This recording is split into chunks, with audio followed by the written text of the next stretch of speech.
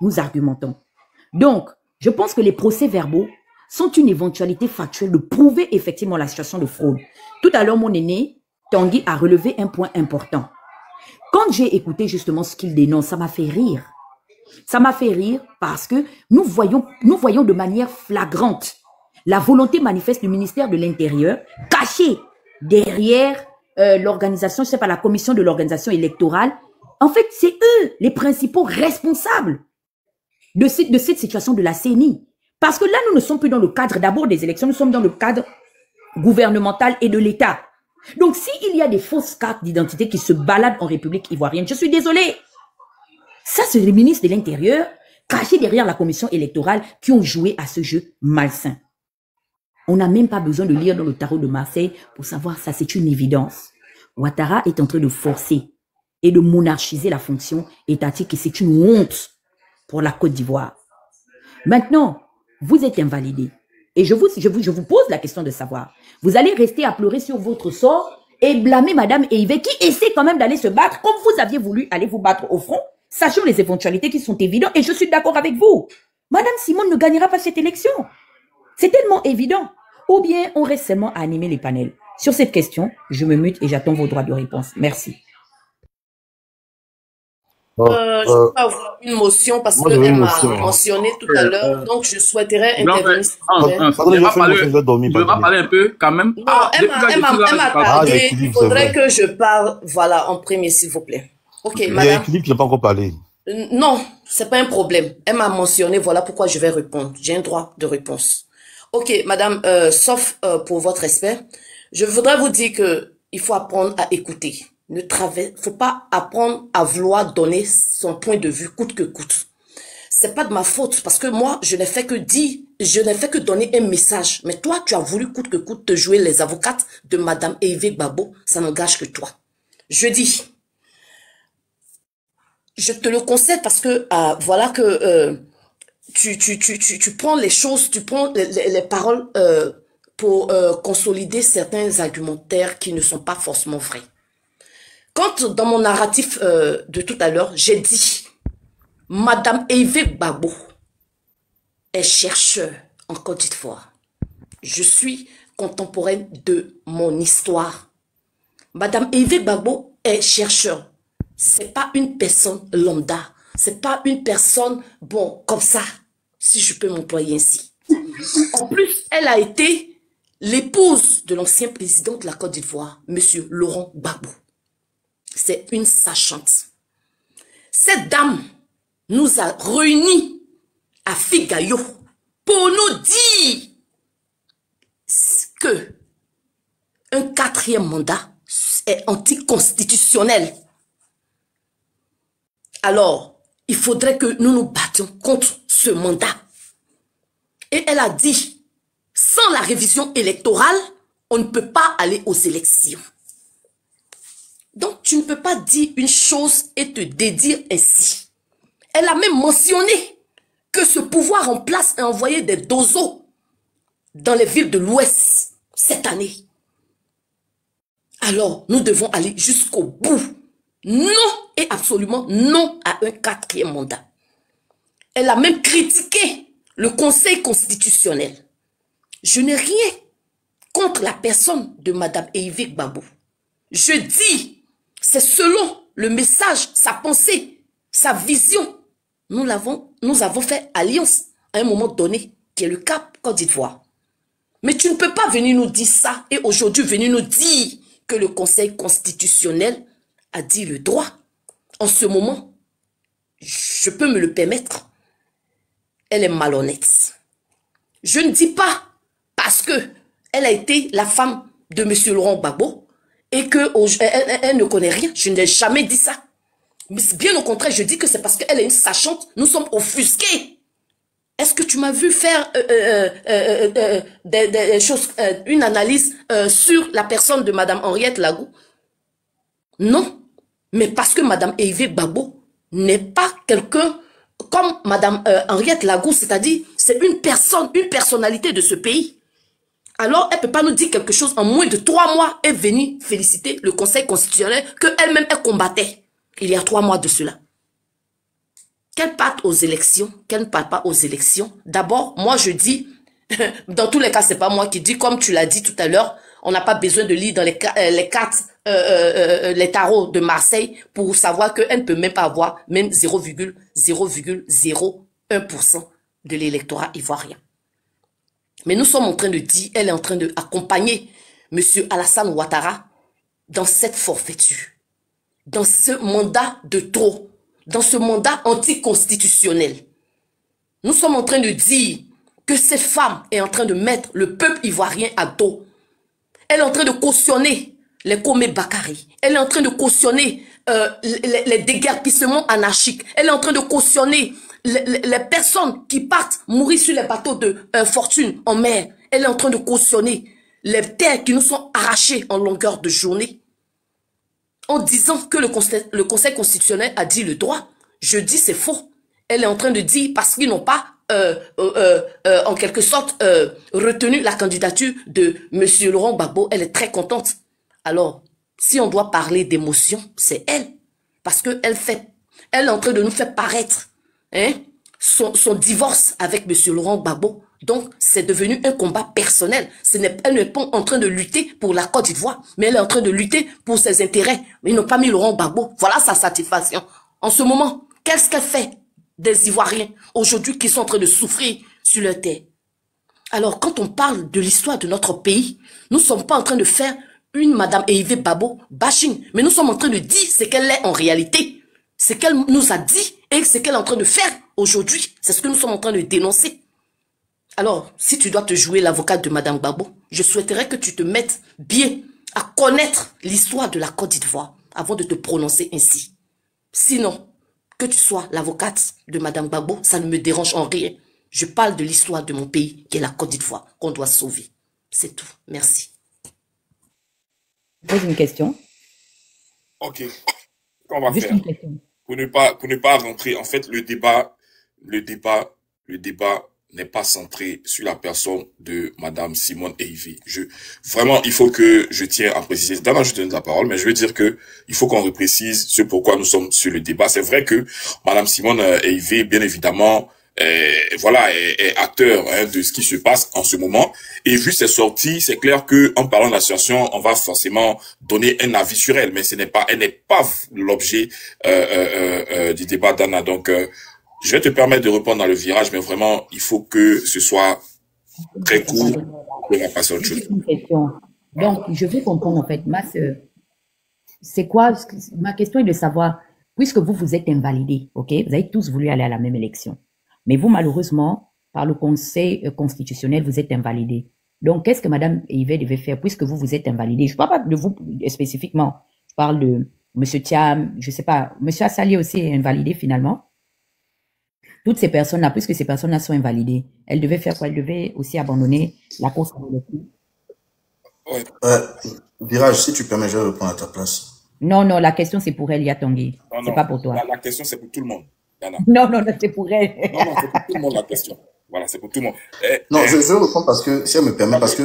Ouais, vas-y. Ouais, parce qu'une chose est d'être recevable, une chose est d'être éligible, une autre chose est de participer à l'élection présidentielle. Je rappelle qu'en 2020, notre regretté président du PDCI, le président Henri Konan Bédié, a été recevable, il était même sur la liste, il était éligible, il était candidat à l'élection présidentielle, et il a refusé de participer à l'élection, justement, pour ne pas cautionner le 3e mandat d'Alassane Ouattara.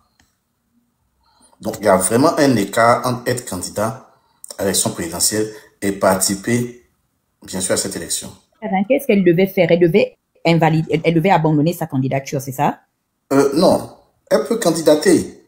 On ne lui demande pas d'abandonner sa candidature, mais on lui demande qu'elle ne dise pas que le Conseil constitutionnel a fait du bon travail. Quand on est une personnalité politique et on dit que le Conseil constitutionnel a fait du bon travail, sachant que Alassane Ouattara ne doit pas faire un 4e mandat, sachant qu'elle a dit elle-même lors des meetings auxquels elle a participé qu'elle était contre un 4e mandat, sachant que elle-même qui dit qu'elle est contre un 4e mandat, elle a été incapable, d'accord, de faire un recours en annulation de la candidature d'Alassane Ouattara, ok, ça veut dire qu'elle n'est pas vraie dans ses propos. Je rappelle que sur 60 candidats à l'élection présidentielle, en tout cas, qui ont candidat à la candidature de la présidence de la République, il n'y a que 2 candidats, donc 2 partis politiques, qui ont fait une requête en annulation pour la candidature de Alassane Ouattara, prétextant bien sûr les articles de la Constitution pour dire qu'il est inéligible pour faire un 4e mandat. Elle-même là, qui a fait des meetings, et c'est ce que Virage dit avec le PDCI, il y a plus qu'ils sont alliés dans le Cap Côte d'Ivoire. J'espère que le PDCI, dans les jours qui arrivent, va dire officiellement qu'ils sont plus membres de cette alliance-là. Elle n'a été incapable de dénoncer cela. Donc elle a tout ce qu'elle racontait au meeting là. Et on peut faire sortir ces meetings, c'était du faux.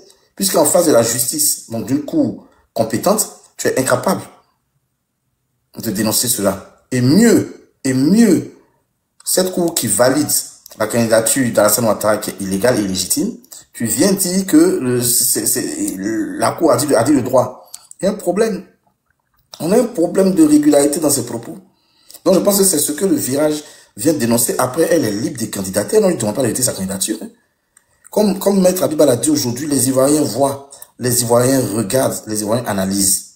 Elle va aller candidater, elle va aller cautionner le 4e mandat. Si jamais ils y arrivent, on va la traiter comme on a traité Kakabi. En 2020, c'est tout. Voilà, donc nous, comme le débat n'est pas sur elle, mais le débat est sur l'incongruité au niveau du Conseil constitutionnel et toutes ces choses-là, bon, on parle un peu d'elle, mais sinon, elle n'est pas l'objet du débat. Elle va aux élections si elle a envie, elle nous démontre qu'elle ira, elle est prête à y aller, donc c'est son droit le plus absolu. Maintenant, nous, notre droit, c'est de contester ce 4e mandat, c'est de faire en sorte qu'il n'ait pas lieu et il n'aura pas lieu. Merci Tanguy. Bon, je vais ajouter quelque chose rapidement, parce que j'ai pas vraiment parlé, j'écoute avec beaucoup de douleur dans le ventre et dans le cœur, mais je pense qu'il y a quelque chose qui ne faut pas perdre de vue, Dana. Il y a ceux qui ont droit à candidater et il y a ceux qui n'y ont pas droit. Ceux qui n'ont pas droit à candidater, là, ben c'est Alassane Ouattara. Il ne devrait même pas faire acte de candidature. Et ne serait-ce que par le simple fait d'accepter sa candidature même, c'est une violation flagrante de nos lois et de notre constitution. Par contre, que ce soit le président Laurent Gbagbo, le président Thiam et tous les autres candidats qui le veulent, ils ne sont pas interdits de candidater parce que, en définitive, la loi n'est pas contre leur candidature. Donc, eux, ils peuvent candidater pour aller aux élections. Mais pas Ouattara dans une moindre mesure. Donc, si c'est valable pour Laurent Gbagbo qu'il peut candidater, mais c'est tout aussi valable pour Simon Gbagbo de candidater. Mais là où il y a le hic, c'est que quand il y a une injustice flagrante, parce que tu sais que les rejets qu'il y a eu sur les candidatures du président Laurent Gbagbo, le président du PDCI et les autres candidats, tu sais très bien que c'est sur la base de l'illégalité. C'est sur une base injuste. Le Conseil constitutionnel n'a pas dit le droit clairement, ou alors elle a usé de subterfuge, notamment sur la question des parrainages, pour éliminer des candidats qui normalement y ont droit. Sur la question de Ouattara, le Conseil constitutionnel se prononce favorablement sur le fait que sa candidature est recevable et même il est éligible. Donc, quand tout cela finit, Madame Simone Gbagbo ne peut pas plébisciter, ne peut pas dire du Conseil constitutionnel qu'il a fait un bon travail. Ça reviendra à dire quoi? Ça reviendra à dire que, en fait, elle est d'accord avec le fait que un 4e mandat de Ouattara est normal. Elle est d'accord avec le fait que tout ce qui s'est passé, parce que l'acceptation de la candidature de Ouattara, c'est le parachèvement de tout ce qui s'est passé depuis 2010. Parce que le Conseil constitutionnel vient parachever tout ce gros travail-là pour donner à Ouattara la possibilité, ou alors lui offre sur un plateau d'or un 4e mandat. Parce que si le Conseil constitutionnel le bloque, il n'y a pas possibilité de faire un 4e mandat. Donc si tu es d'accord avec le Conseil constitutionnel, c'est que tu es d'accord avec le 4e mandat d'Alassane Ouattara. Donc ça veut dire que toute cette lutte contre la soi-disant injustice qu'elle menait, on est en passe de douter de cela. Parce que si tu es d'accord avec une injustice, nous, on va remettre en cause le fait que tu as toujours lutté contre une injustice, parce que cette injustice-là est tellement flagrante qu'elle aurait tôt fait de ne même pas peut-être se prononcer de cette façon-là. Et c'est ce que nous disons. Et la chose suivante, c'est laquelle, c'est que elle sait pertinemment qu'elle ne va pas gagner les élections. Surtout si Alassane Ouattara est là. Tu vois? Et si Laurent Gbagbo, le président du PDCI, Didan Thiam, et quelques autres leaders que ce soit, si le droit avait été dit, ils auraient été sur la liste des débats pour les élections, mais ils auraient continué de marteler le fait que Ouattara ne doit pas être candidat pour le 4e mandat. Et ils peuvent acter cela, mais pas un boycott, même des élections, même à la veille des élections, pour le laisser se présenter. En fait, il y a tellement de cas de figure qui pourraient être envisagés, donc il est impensable que ce soit Simone Gbagbo qui vienne plébisciter le Conseil constitutionnel. c'est plus que grave. Et c'est ça qui choque l'entendement des Ivoiriens. C'est ça qui met tout le monde en émoi. Ce n'est pas qu'on a une grief contre elle. C'est une femme politique. Elle est libre d'exercer sa politique, de se prononcer sur les faits politiques en Côte d'Ivoire. Mais nous disons que ça, c'est une trahison pratiquement envers la souffrance des Ivoiriens qui ont besoin, en ce moment actuel de la situation, de se sentir soutenus. Voilà. Donc, c'est ça qui remet en cause, je dis, pour ma part, tout le combat, tout l'engagement que Mme Simone Gbagbo a toujours eu à faire. Donc, je pense que on va clore volontairement parce que c'est même pas un panel pour Mme Simone Gbagbo. Non, pas du tout. Voilà. Ça, de toutes les façons, même si on fait un panel pour parler d'elle en long et en longueur, ça ne résout pas notre problème. Voilà, parce que, en définitive, est-ce que c'est elle le problème de la Côte d'Ivoire? Bah non. Bah non. Le problème de la Côte d'Ivoire, c'est Alassane Ouattara qui instrumentalise les institutions pour fouler aux lois, pour fouler aux pieds, nos lois et mettre de côté nos différents candidats. Nous disons que cela n'est pas de nature à créer une situation apaisée et donc va nous conduire vers la situation qui s'est passée au Népal. Donc nous, actuellement, nous sommes dans une position d'appeler véritablement à un soulèvement populaire.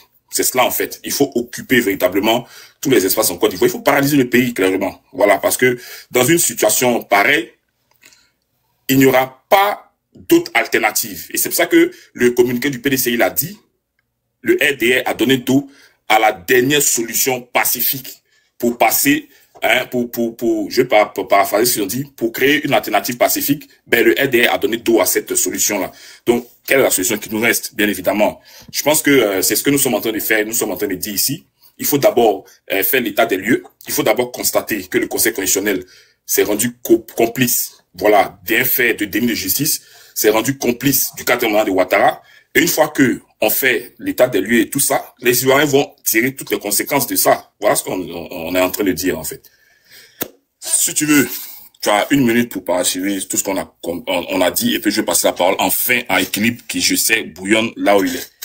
J'ai bien écouté de ta, comment on appelle ça, de ton intervention, de la manière dont tu as présenté justement les propos. Moi, je pense que sur le principe stratégique, si j'aurais été auprès de la communication de Madame Yves, c'est très maladroit d'avoir fait justement ce commentaire de cette manière. Je pense même qu'elle aurait dû briller par la mesure de silence, parce que effectivement, faut être honnête, c'est maladroit.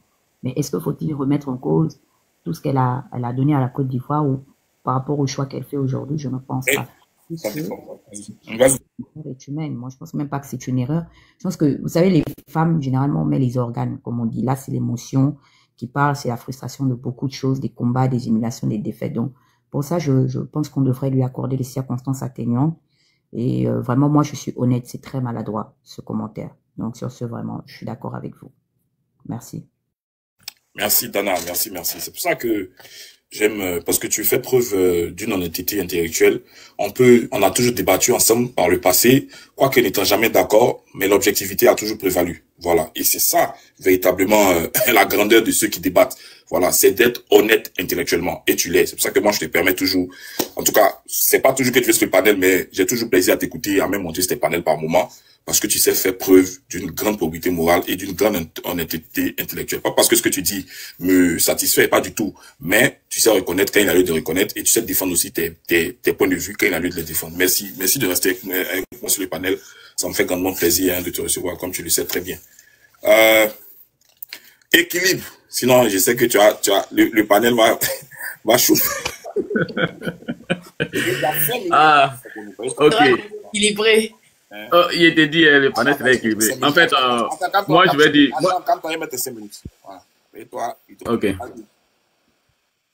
Ok. En fait, nous, moi, je suis un Africain. Moi, je vais parler en tant qu'un Africain. Quand on dit, quand le serpent est mort, là, quand tu marches, quand tu vois vers des têtes, tu as peur. Voilà. Par rapport à Madame Simone, c'est ce que je vois. Maintenant, la question que je pose, et parce que je vais parler, je sais pourquoi je vais dire ça. L'ambassadeur de la Côte d'Ivoire au Gabon, actuellement, vous connaissez son nom, madame? Voilà, il s'appelle Kakabe. Oui, Kakabe, c'est un ancien ministre, non, de chez vous là, qui est ambassadeur, effectivement. Ok. Il a accompagné Ouattara dans une forfaiture en 2020 et on a appelé ça une pseudo-élection. Voilà. En fait, le problème qui se pose, c'est pas la nature de la personne, mais qu'est-ce que la personne fait? Parce que nous, on n'est pas d'accord avec M. Ouattara, mais ceux qui accompagnent Ouattara, là, c'est là, nous, nos problèmes. Voilà. Sinon, c'est pas la nature.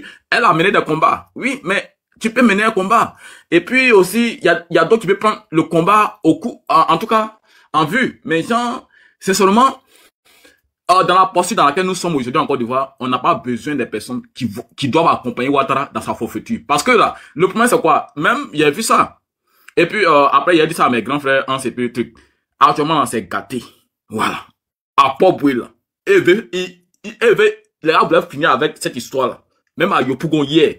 Même actuellement, même là, j'ai mes frères même qui sont sur le terrain. Donc, c'est-à-dire que les gens en ont marre. On est fatigués. Maintenant, je vais dire quelque chose. Parce que, très sincèrement, si on voit les choses comme ça, c'est pas bon. C'est pas comme la politique a besoin d'une chaise vide ou pas. Non, mais le contexte dans lequel nous sommes en Côte d'Ivoire, c'est tellement flagrant. Et après ça, je vais dire, ok, essayez, bon, ça c'est mon grand frère Tanguy. Faut essayer de voir un peu le grand frère Steve Biko, parce que son poste là, ça me parle vraiment plus. Voilà. On attend que le parti se prononce par rapport à, voilà, à leur décision. Mais lui, il doit pas nous interpeller à aller voter Madame Henriette Lago. Moi, je la connais pas. Et c'est vu quoi a fait ça quand? Il a fait ça hier. Il a posté ça hier. Non, tu n'as pas vu? C'est pas vrai, c'est pas vrai. Ah, ok. Mais il t'a dit que c'est vrai, faut aller sur sa page, tu vas voir. C'est pas Steve Biko. C'est pas Steve Biko. Ok. Si c'est pas lui, il n'y a pas de problème. Voilà, mais genre, moi, sur les panneaux, on nous dit que... Les RD ont relaté ça beaucoup, hein. On faut pas venir nous en... Oui. Les bougies. Exactement. C'est ce qui fait que, genre, moi, ça m'a choqué. Voilà, c'est pour ça que vous êtes les grands frères, je vous dis, en même temps, moi, je vous dis, si ça vient vraiment de lui, vraiment, voilà, je n'ai pas apprécié, en fait. On attend que le parti se prononce face à cette décision-là. Et puis, voilà, on aura autre directive à prendre. Voilà. Sinon, il va pas me dire d'aller voter Ariel Lago et puis moi, y aller le voter. Non. Ce que je veux dire, c'est que en Côte d'Ivoire, en fait, actuellement, là, nous ne sommes pas dans ce schéma où on sait pas qui est qui ou bien c'est comme ça. Non. Il y a deux personnalités qui sont célèbres en Côte d'Ivoire. Il y a un qui s'appelle Amontano. Il parle plus. Parce que en 2020, là, lui, il nous a fait croire que lui, il était de notre côté, de notre bord. D'où il était dans l'opposition. Mais en vérité, il était là pour une mission de M. Ouattara. Et après, Ouattara l'a nommé. Voilà. Nous, on peut pas voir une femme qui est de la gauche, qui dit, elle croit à l'idéologie de M. Laurent Gbagbo, qu'aujourd'hui, elle va, parce que ce qu'elle a dit là, moi, ça m'a cassé, en fait. Ça m'a cassé. C'est pas seulement, même quand elle est sortie des prisons, elle dit non, Dieu lui a révélé, elle doit prier pour M. Ouattara. Les gens meurent. Ouattara en prison, les gens, n'importe comment. Il arrête les gens n'importe comment. Toi, Dieu te dit, il faut prier pour lui. Très sincèrement, ça décourage un peu. Voilà, ça décourage. Parce que, faudrait pas, nous, on croit à une idéologie, on n'est pas dans, à faire de suivre une personne. Non. Moi, c'est l'idée panafricaniste que Laurent Gbagbo prône, que moi, je suis. Et elle, là, elle se reconnaît là-dedans. Voilà. Donc, très sincèrement, essayons de voir ça un peu. Maintenant, je disais aux partisans à M. Assalé, je leur ai dit, attends, pardon. Il n'y a pas quoi commencer. Bon, en une minute, oui. Tu dépasses pas. Oui. Je leur disais que Assalé ne sera pas sur la liste électorale. Après sa sortie sur Live TV, là, j'ai dit ça. Mais les gens ne me comprennent pas. C'est tellement hautain de dire, lui va faire un débat avec M. Ouattara sur les questions économiques, sur les questions temps, et voilà. Moi, j'ai dit là. Parce que le pouvoir qui est là, il veut même pas que les gens essaient d'apparaître devant les leaders pour dire, ok, tu vas essayer de le confronter face à, voilà, un thème comme l'économie ou bien le truc. Voilà. Donc, voilà. Et ils ont donné des raisons pour lesquelles on les a éliminés, tout ça. Mais nous tous, on sait que c'est un schéma politique. Et puis, voilà. Et moi, j'en veux à ceux qui vont accompagner M. Ouattara. Voilà. Et, le poste que j'ai dit là, si ça vient vraiment du grand frère, je pense qu'ils vont essayer de l'arrêter. Voilà. Parce que, hier, il était là et puis l'autre là m'a dit ça. Voilà. Mais si c'est pas de lui, il y a fouille. Donc, C'est un peu ça. Voilà. C'est pour ça même que je suis monté. C'est par rapport au poste du grand frère Steve Biko, là. Je veux que... je lui pose la même question. Est-ce que si monsieur Laurent Gbagbo, là, avait été retenu sa candidature, tu allais en vouloir à ceux qui auraient participé à l'élection avec vous? Non, monsieur Ekili. Avançons. Il y a d'autres panélistes. Garde la question d'Anna. Non, encore une fois, attends. Je vais répondre. Non, elle m'a posé la question. Non, équilibre. C'est pas toi l'autre du panel. Laisse, tu vas répondre après, s'il te plaît. Hein? Comme, faut pas qu'on fasse patienter. Dana, arrête d'embrouiller mon panel. C'est quoi le problème? Je crois que c'est les Burni d'abord. Les Burni, vas-y, équilibre. Merci pour ton intervention. Hein. Voilà, merci beaucoup.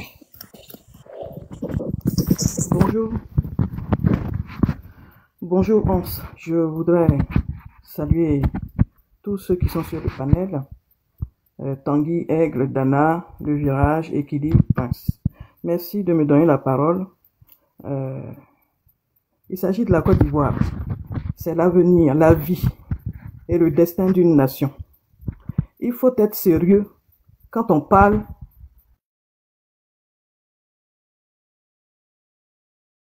la Côte d'Ivoire, par exemple, qui fonctionne encore à l'image d'une colonie. Le peuple de Côte d'Ivoire, il y a eu une guerre meurtrière qui est arrivée chez nous. Je ne sais pas si Dana est au courant un peu de l'histoire de la Côte d'Ivoire. Il y a eu une guerre meurtrière, il y a eu une tentative de génocide en Côte d'Ivoire et nous avons subi ce que nous avons subi. Pourquoi? Parce que il y a un colonisateur, un empire colonial qui ne veut pas mourir et qui veut continuer à perpétrer son bonheur, sa vie et l'avenir de sa nation aux dépens des pays africains qu'il a occupés. Il n'y a pas de théorie du complot. Quand il s'agit de l'Afrique, en tant que noir, en tant que peuple noir et en tant qu'Africaine, il faut être sérieux dans nos discours. Nous, en Côte d'Ivoire, on a subi quelque chose de dramatique. Et aujourd'hui, on a décidé de prendre notre destin. Parmi les hommes politiques, nous avons vu le parcours de chaque homme politique, qu'il s'agisse de Madame Eivé ou d'autres personnages ou d'autres personnalités politiques qui existent en Côte d'Ivoire. Et on a vu ce que chacun a produit, le parcours de chacun. Et parmi tout cela, moi j'estime que Laurent Gbagbo, c'est celui-là dont la Côte d'Ivoire a vraiment besoin. On l'a vu, à quel point on a voulu le faire disparaître de cette terre parce qu'il était dans la vérité et il veut libérer la Côte d'Ivoire. On l'a vu en 2011, on a mis des milliers de bombes chez ce monsieur-là, sur sa famille, etc. Mais curieusement, il n'est pas mort. On l'a déporté. Tout le monde sait très bien qu'il a été déporté.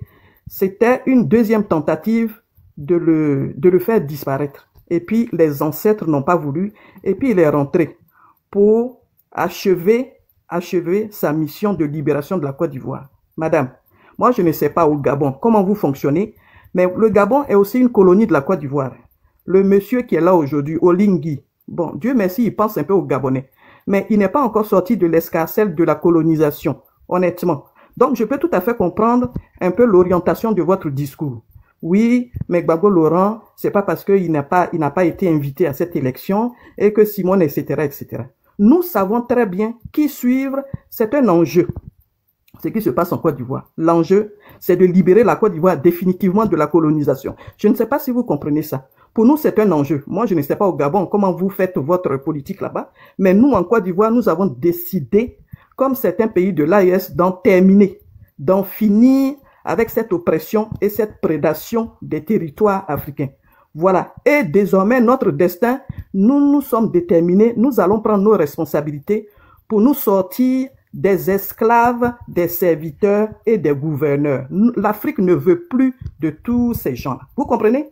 Parce que les gens, ce qui se passe, c'est que tous ces gens-là, eux, ils pensent qu'ils vont continuer à hypothéquer comme ça l'avenir des peuples africains. Nous disons, nous sommes au 21e siècle, ça suffit. Ça suffit de marcher comme ça sur l'Afrique, sur le peuple africain et de venir, comment dire, comme on dit chez nous, hein, venir jouer soleil dans la placaille d'homme là. Il faut être sérieux et il faut respecter désormais le peuple noir et les Africains. Voilà ce que je dis. Je dis Madame Simone Eivé. Bon, c'est pas elle le sujet, mais elle accompagne une forfaiture de nouveau, comme l'a fait Kakabela, ce traître qui se retrouve aujourd'hui au Gabon, qui, à cause de sa traîtrise, on l'a mis ambassadeur désormais. Nous ne voulons plus de ça. Plus jamais le 4e mandat et plus jamais des gouverneurs sur notre territoire. Voilà, il n'y a pas de théorie du complot. Ouattara est un esclave de son maître. Il faut le savoir et vous savez très bien ce qui se passe, mais nous, désormais, personne ne va décider de notre destin et de notre destinée. Nous prendrons nos responsabilités et la Côte d'Ivoire sera libérée, je dis, libérée de la colonisation des voleurs, des criminels qui viennent en Afrique ici pour massacrer les Noirs parce qu'ils veulent comment il faut faire pour prendre la richesse de l'Afrique et laisser les Africains toujours dans le malheur et la misère. Nous disons ça suffit, ça suffit. Comprenez? Nous ne voulons plus de ça, être une colonie. Voilà, je me tais et je ferme là. C'est ce que je dis. Merci. Merci le Burni. Merci beaucoup pour cette prise de parole très remarquable. Et puis ce sont des paroles très fortes et très profondes. Merci beaucoup d'être avec nous. Ça me fait toujours plaisir de te recevoir sur le panel. On va passer le tour de parole. S'il n'y a pas de questions, on va continuer. Donc, je vais donner la parole à Prince. Après, ce sera Aigle Royal. Prince, vas-y. Okay, bonsoir le frère, bonsoir Aigle Royal, bonsoir le panel. Moi, je voulais simplement répondre à la chère dame. Je sais que elle ne connaît pas trop l'histoire de notre pays. Elle a survolé et elle parlait souvent de notre pays, souvent des États-Unis, alors qu'en réalité, aux États-Unis, il n'y a pas de société civile. Il n'y a pas de société civile aux États-Unis. Beaucoup de personnes parlent souvent, mais j'ai l'habitude de dire, voilà pourquoi j'aime écouter le frère Hans en intro de son panel. Quand il veut commencer son panel, il fait l'intro. Il n'y a pas de société civile aux États-Unis. Le découpage américain fait que la société civile n'existe pas. Les grèves n'existent pas à cause du découpage. Il y a des protestations, on proteste selon ce que le pouvoir central fait. Maintenant, elle a posé une question. Si notre référent, si notre leader, le président Gbagbo était retenu, le 4e mandat n'allait pas passer parce qu'il a imposé une requête. Et ils ont dit que la requête là n'est pas recevable. Peut-être elle n'a pas eu le temps d'écouter ou bien elle n'a pas su. Au PPACI, ce sont des professeurs qui sont au PPACI, des éminents cadres. Et ils savent ce qu'ils font. Et beaucoup d'entre nous, nous savons déjà, mais quelle est la route? Quand on est connaisseur, ou bien, comme c'est le français, on parle, parce que c'est chez les Français, on entend intellectuel. Je sais que la bonne dame qui est aux États-Unis, on ne parle pas d'intellectuel. Je suis aux États-Unis, je n'ai jamais entendu on a appelé quelqu'un intellectuel. Il n'y a pas. Je n'ai jamais entendu ça. Et comme on a des éminents intellectuels au PDCI, au PPACI et en Côte d'Ivoire, on ne se presse pas quand on pose des actes. Parce qu'il y a cette symbiose entre les Ivoiriens et les Ivoiriennes, entre les leaders et le bas peuple. Il y a cette symbiose. J'ai l'habitude de dire aux gens, c'est pas parce que tu as la nationalité que tu aimes le pays. Ici aux États-Unis, là, les conditions pour avoir la nationalité, là, c'est pour t'amener à aimer le pays. C'est pour t'amener à aimer le pays. Donc, c'est pas parce que tu as une nationalité que tu aimes le pays. En Côte d'Ivoire, on a des gens qui ont la nationalité ivoirienne, mais qui n'aiment pas la Côte d'Ivoire. Et c'est ceux qui n'aiment pas la Côte d'Ivoire là qui sont en train de détruire la Côte d'Ivoire. Tu peux être ivoirien, mais à cause de la cupidité, tu n'aimes plus la Côte d'Ivoire.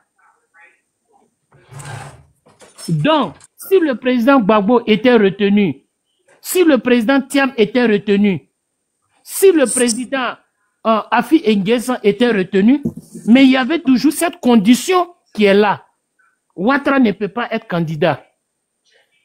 Maintenant, par rapport à ce que nous sommes en train de faire, et c'est à titre d'information aux frères Hans et puis les autres, nous nous sommes approchés de notre militante, la première dame, pour dire, bon, c'est compris ce que tu as dit, mais voilà ce que tu dois faire. Tu appelles les autres candidats de l'opposition qui ont été retenus. Vous allez avoir une séance écrite au Conseil constitutionnel, bien vrai que vous avez retenu notre candidature, mais on se retire parce que les conditions pour aller à une élection ne sont pas remplies. À ce moment, il va rester simplement Ouattara pour aller aux élections. Voilà ce que nous avons dit à notre maman, à notre militante qui est présidente aujourd'hui d'un parti politique. Et d'autres personnes sont en train de parler aussi. La seule crainte qu'on a, ce n'est pas elle à son niveau. C'est au niveau de Bion. Est-ce qu'il va accepter pour suivre ce que nous sommes en train de dire? Le prince, je te donne 1 minute pour chuter, hein, comme ton temps est... Voilà, donc c'est la seule porte de sortie par rapport à ce que nous sommes en train de faire. Donc maintenant, si elles ont refusé ou ils ont refusé, à ce moment, nous on continue notre combat. Mais au grand jour, nous serons obligés de dire aux Ivoiriens, voici ceux qui accompagnent Ouattara, parce que voilà ce que nous avons décidé. Ils peuvent se retirer et laisser Ouattara seul. Et s'ils laissent Ouattara seul, à quelle élection il va aller? À quelle élection il va aller? Voilà ce que je voulais dire. Merci mon frère. Merci Prince, merci. Ça fait 2 jours, hein, je te voyais plus trop sur les panels. En tout cas, merci pour ton intervention. On va passer la parole sans plus tarder à Aigre. Après, ce sera à Kwassa, Tanguy, Virage et puis Dena. Ok, excuse-moi, Hans. Oui, Royal, je serai chez toi dans quelques temps. Mais cette fois-ci, il faut que tu te déplaces. Hein, parce que l'autre fois, tu n'as pas eu le temps de te déplacer.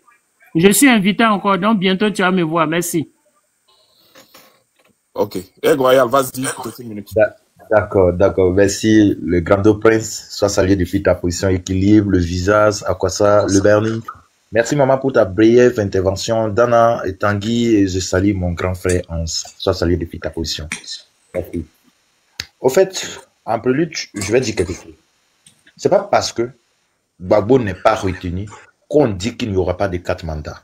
Même si le est retenu, Ouattara ne fera pas 4 mandats. Ici, on vous parle de la Constitution.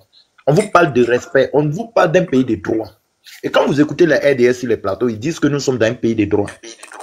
Le mandat là, 4e mandat là, c'est illégitime, illégal et même très illégal. Royal, attends. Le virage, s'il te plaît. Est-ce que tu peux fermer ton micro, s'il te plaît? Le virage. Mon micro est fermé. Hein? Sauf que faut fermer à ton niveau. Ok, c'est bon. Merci. D'accord, merci.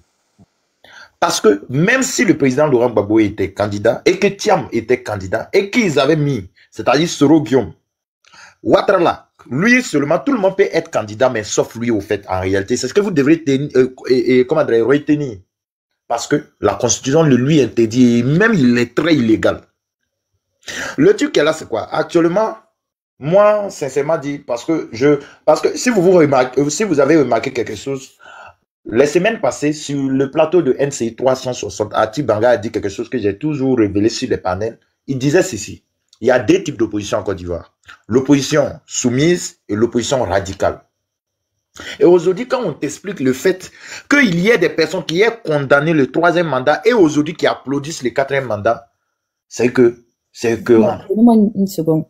Les modérateurs, il y a quelqu'un qui s'appelle ma Côte d'Ivoire, je ne vais pas accepter qu'il m'insulte. Je n'insulte personne dans les habits. Je veux pas. Ma Côte d'Ivoire. Ma Côte d'Ivoire. Non. Ma Côte d'Ivoire. Non, n'insulte pas. Je n'insulte personne. La personne qui va m'insulter, merci. Non, t'inquiète pas. La Côte d'Ivoire n'insulte pas. On est bien éduqué. On est à l'école de la politique. On n'insulte pas. On avance des arguments, s'il vous plaît. Arrêtez. Faut arrêter. Arrêtez. Ça ne reflète pas l'image de nos leaders, au fait. Donc, comment je vois des personnes qui, hier, ils ont condamné un 3e mandat, Hans, et qu'aujourd'hui, ils sont en train de condamner, c'est qu'ils sont en train d'applaudir pour un 4e mandat. Moi, je vois que le ventre a pris le dessus. Et aujourd'hui, Ouattara a montré, c'est-à-dire à l'opposition vraie, dite radicale, qu'en réalité, si 2020, il a eu un seul KKB, aujourd'hui, il a été capable d'en trouver 5. Et maintenant, la méthode de Ouattara, regardez, il prend Louis Bion, qui est un dérivé du PDCI RDA. Et il prend Awadon Melo, qui est lui du PPAC. Et maintenant, de l'autre côté, on sait que Maman et Eve, c'est-à-dire elle est de la gauche, on est d'accord. Mais c'est une manière indirecte de dire à l'opposition quoi. Je vous impose un plan B. Oui, vous pouvez vous rallier. Sans quoi, c'est rentré sur. Mais je veux que Ouattara retienne quelque chose.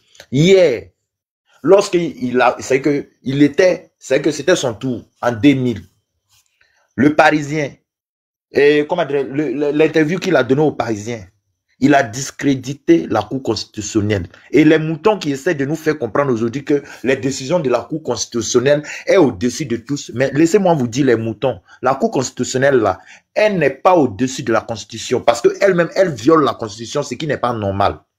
Et nous sommes en train de vous dire clair en Québec que ce qui est là, la 4e mandat, là, Ouattara, il ne va pas faire. Notez ça pour garder. Au fait, vous pouvez être fiers. Actuellement, à vos yeux, il est candidat. Il n'est pas candidat. Ça s'est passé. Et aujourd'hui, je remercie l'opposition dite radicale d'avoir suivi les étapes, les différentes étapes. Ils ont suivi, aux yeux de tout le monde entier, ils ont respecté les règles. Et maintenant, c'était le piège qu'on attendait au RDR. Parce que le RDR est fort. C'est-à-dire que sur le terrain de la barbarie, et là, ils ne connaissent pas politique, ils connaissent la violence, machette, ils connaissent ça seulement. Et aujourd'hui, l'opposition les a menés dans un terrain politique. On a accompli tous les devoirs. C'est vous, vous avez fauté. Ok, on va voir le reste. Voici le vrai point. Et ce qui va se passer en Côte d'Ivoire aujourd'hui là, moi, sincèrement dit, parce que ça y va de la suivi des Ivoiriens. On en a marre. On ne peut pas prendre un pion de n'importe quoi. On vient, on place à la tête de la Côte d'Ivoire qui malmène tout le monde. Qui pour lui hier, à cause de lui, c'est la Côte d'Ivoire a pris fait. Et aujourd'hui, il regarde les Ivoiriens droit dans les yeux et puis les quatre des personnes. Et vous pensez que ça reste impuni? Non. Non, n'est pas pour ça. Et puis, c'est que, au lieu même, c'est que, malgré que tu es en train de faire souffrir le peuple ivoirien, tu es en train de vouloir cogner la Côte d'Ivoire à tous les pays voisins. Voici où toute l'Afrique occidentale, c'est-à-dire, a braqué et a dit non à ta forfaiture, au fait. On ne peut pas, c'est qu'on ne peut pas. Arrivé à un certain moment, vous devrez arrêter. Il n'y aura pas de caca-bébis. Parce que ces personnes qui sont là, la logique qui est là, c'est quoi? Et je vais citer ça, vu que mes minutes sont finies. Si on s'en tient à la logique du RDR, et qu'on s'aligne derrière Awadon Melo aujourd'hui, ou bien on s'aligne derrière Louis Bion, ou bien derrière Madame Eve, qu'est-ce qui va se passer? Ouattara les donne, il peut donner 5% à Don Melo, il donne 2% à l'autre, il donne 1% à l'autre, et puis Ouattara se proclame président à 74%, en ce moment qui a légitimé son 4e mandat. C'est pas l'opposition. C'est pourquoi on dit, on ne va pas s'aligner. Il n'y aura pas de plan B, il n'y aura pas de plan Z. Le plan A, c'est l'opposition. Le plan B, c'est l'opposition. Le plan Z, c'est l'opposition. Parce que pour toi, hier, lorsqu'on a dit que tu n'étais pas candidat, Ouattara, tu n'as pas choisi de plan B. Désolé, on ne va pas jouer à ton jeu. Et on vous dit, Espoir 2010 ceci, la force a beau régner, mais s'inclinera devant l'intelligence. Et c'est ce qu'on est en train de jouer avec toi aujourd'hui. C'est que malheur pour toi, on t'a tiré, on t'a envoyé sur les champs politiques. L'opposition, là, c'est politique. Oui. Merci, on ne connaît pas la violence. Merci, incroyable. Merci beaucoup. Donc, je mute mon micro de là et après, je prends ma parole. Merci. Ne dis pas tout, parce qu'on est là, on a bien dur. Merci beaucoup. À quoi ça? Je vais te passer la parole. 5 minutes. En tout cas, je sais que c'est pas un temps qui est beaucoup, mais c'est pour qu'on ait plusieurs fois le temps de pouvoir parler. Et puis bon, voilà, parce que quand on garde longtemps, ça fait durer les interventions et puis les autres ne peuvent pas vraiment rebondir. Donc, à quoi ça, bonne arrivée, je te donnais les 5 minutes et on va remonter à Tanguy et puis Dana, le virage équilibre. Merci. À quoi ça, vas-y. Bon, tu sais, hein, je sais pas si tu as sur le panel, tu vois l'image là qui est très illustratif. Voilà, donc le Conseil constitutionnel, la sortie communiqué PPAC et tout ça, un brin sur l'intervention de Mme Simone, même si c'est pas le sujet. Vas-y avec ton appréciation. Ok. D'accord. Bonsoir à tous. Bonsoir Hans. Bonsoir Tanguy, Egg, Dana, Le Béni, Virage, Équilibre, Mon Afrique. Alors, déjà, j'ai suivi beaucoup de panels. J'ai pu entendre, je vais dire, l'argumentaire de certains de nos camarades ou de certains sympathisants. Et je pense qu'il y a énormément de déceptions et il y a énormément de personnes qui semblent être dans le flou. C'est-à-dire, après la décision du Conseil constitutionnel, d'avoir mis à l'écart le président Laurent Gbagbo, le président Tidjane Thiam, qu'est-ce qu'il faut faire. Et énormément de personnes sont confuses sur, je veux dire, les dispositions à prendre. Alors, je pense que la politique ou l'histoire même en Côte d'Ivoire nous a donné assez de leçons. Vous savez, ce qu'on est en train de vivre, c'est pratiquement comme un match de football. Vous comprenez? Donc, dans un match de football, il y a des moments très intenses qui sont, je veux dire, à l'honneur de l'adversaire. Mais cela ne veut pas dire que ce dernier a gagné.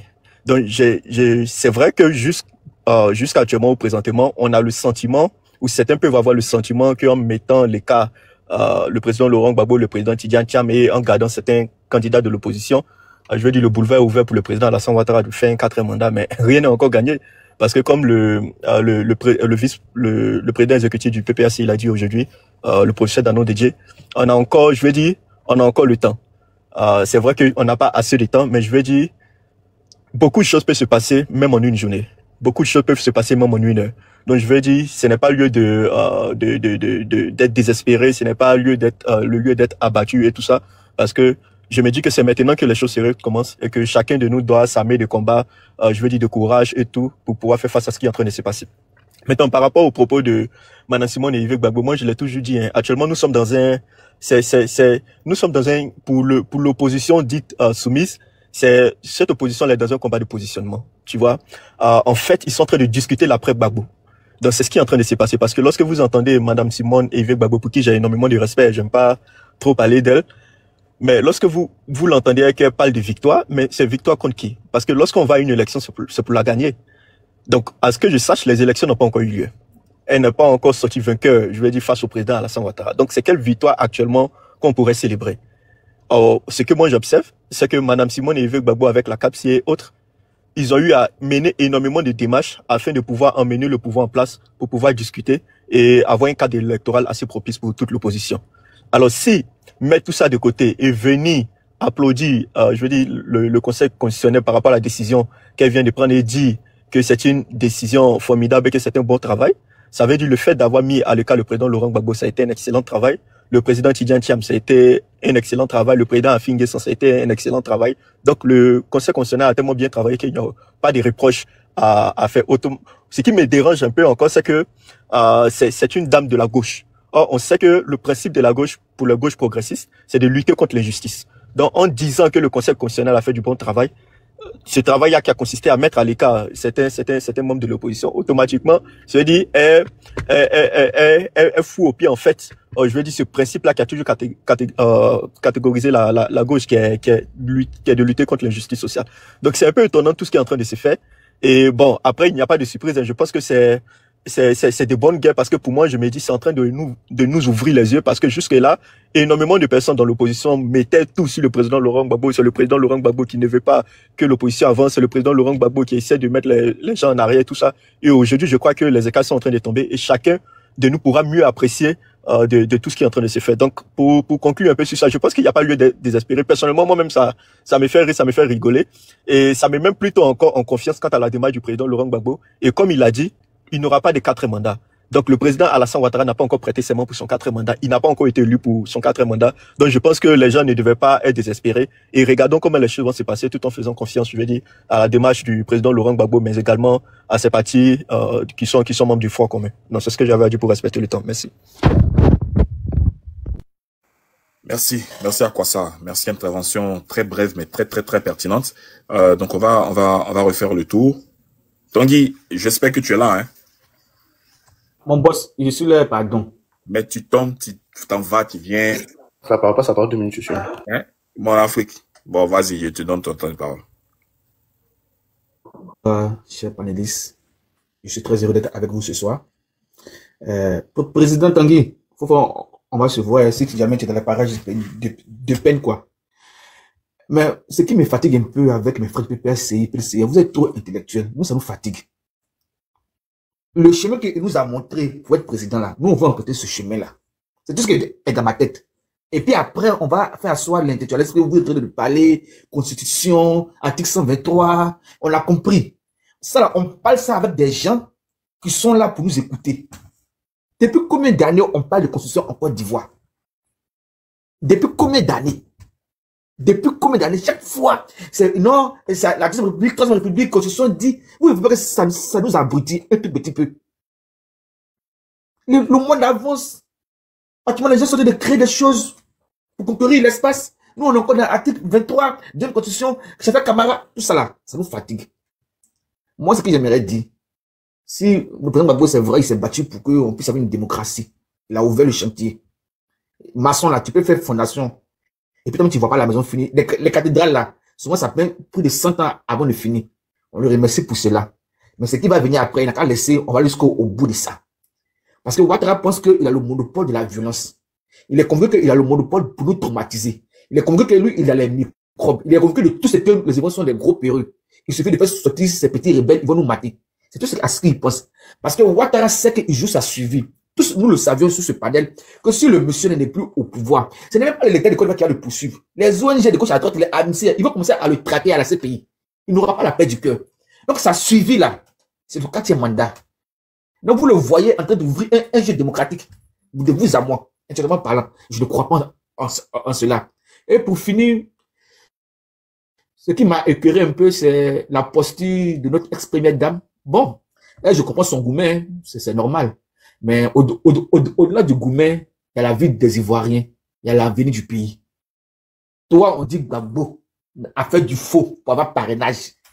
Et toi, tu acclames le Conseil constitutionnel. Si même on dit que Gbagbo n'était pas éligible parce qu'il n'y a pas son nom sur la liste électorale, qu'elle s'arrêtait là, c'est pas grave. Mais lui, il a cherché faux parrainage. Mais qui fabrique les pièces en Côte d'Ivoire? Gbagbo a quel pouvoir pour établir une liste électorale actuellement? Il a quel pouvoir pour avoir le système? Et puis quand on attrape des faux papiers là, on ne laisse pas les auteurs. Donc il faut que la police nous montre tout ce que des faux documents en Côte d'Ivoire. C'est ça on appelle la sécurité intérieure. Pour vous qui êtes dans les pays développés, vous savez ça. Quand aussi on t'attrape avec un faux kaolo là, c'est pas fait. Donc les gens ont des faux papiers. Et ils sont sur une liste électorale. Ils sont parés. Je ne comprends pas. Expliquez-moi un peu. C'est du jamais vu. Chers aînés, chers intellectuels, je vous remercie pour tout ce que vous dites pour nous former. Mais nous, on veut aller au charbon. Un pour dent. Lui qui gagne, il va rester. C'est tout ce que nous, on sait. Là, il n'y a plus de négocier. Si on est parti au charbon, il a gagné. Il n'y a pas de problème. Mais en 2016, il a gagné. C'est pas parce qu'il avait des bons soldats. C'est parce que en haut de nous, il y avait des plus puissants que nous ont matés. Ça, il faut le reconnaître. Moi, j'ai combattu à l'époque, je sais de quoi je parle. Donc là, c'est pas parce qu'il y a des chefs rebelles qui sont extrêmement dangereux en guerre. C'est des conneries. Cette fois-ci, la cartographie a changé. Je ne vois pas l'armée française est venue nous bombarder. On veut aller au charbon. Je vous remercie. Merci beaucoup, mon Afrique. Ah, Tanguy, t'as compris, hein? Voilà, on veut plus le gogo français, les analyses, tout ça, on n'en veut plus. Nous, on veut aller au charbon. Je te donne sa parole. Qu'est-ce que tu as à répondre à mon Afrique? Tanguy, tu es là? Voilà. Il est un peu... Pour répondre à mon Afrique, parce que comme il parle du charbon, non, on n'a pas peur d'aller au charbon, hein. Si tu vois 2 jours, on allume nos caméras, tout ça, c'est pour montrer aux gens qu'on n'est pas des avatars. Tu comprends? C'est pour montrer aux gens qu'on est réel et puis on va aller au charbon. Voilà, mais seulement, on est en politique et en politique, nous avons choisi une voie. D'accord? Nous, notre voie, c'est pas la prise des armes. Tu comprends, non? C'est pas la prise des armes. On prendra pas les armes contre cette nation. Regardez les quelques messages que la haute direction envoie depuis ce matin. Non, ceux qui nous attendent sur prendre des armes, c'est qu'on ne le fera pas. Nous, on va utiliser les armes que la Constitution nous donne. C'est-à-dire la révolution. On va sortir dans les rues, on va marcher, on va faire désobéissance civile. Et puis, ce qui doit arriver va arriver. Donc là, pour te dire qu'on n'a pas peur. Et si tu as remarqué, on n'est plus dans les discours policiers. Hein, pour ceux qui nous suivent depuis quelques années, quelques mois, quelques années, on n'est plus dans les discours policiers. Depuis hier, si vous suivez nos panels, on est dans l'engagement politique. On a toujours été, mais je veux dire, on sort de la politique politicienne pour se dire la vérité. Ceux qui furent en face de nous, ils ont décidé de bouiller le pays. Et si vous écoutez la déclaration du maire de, c'est pas Oboué, Emou, il a dit une chose qui est claire. Allez-y sur la page de Diao, il faudrait écouter la déclaration. Le RHDP a brûlé le dernier élément qui nous permettait d'aller à une alternance pacifique. Ça veut dire ce que ça veut dire? Donc même le PDCI qui est souvent très policier, là, regarde ce qu'ils disent. Donc on va aller au charbon. Maintenant, on va pas au charbon n'importe comment. On va au charbon en expliquant à la population. Parce que ce qui va se passer, ce n'est pas seulement nos militants. Hein. Ce ne sont pas seulement les militants du PDCI. Hein. C'est une histoire de tous les Ivoiriens. Donc, il faut leur expliquer que vous avez vu, non? On a voulu ça, on a voulu ça. On a fait ci, on a fait ça. On a épuisé toutes les voies de recours, politiquement parlant. On a tout épuisé. Mais ils n'ont même pas voulu respecter ce que la Commission des droits de l'homme de l'ONU même a déclaré. Voici les irrégularités sur le parrainage. Voici ceci, voici cela. Donc, on a fini d'expliquer ça. C'est pour ça que demain, normalement, demain, il y a un secrétaire général extraordinaire du PPACI.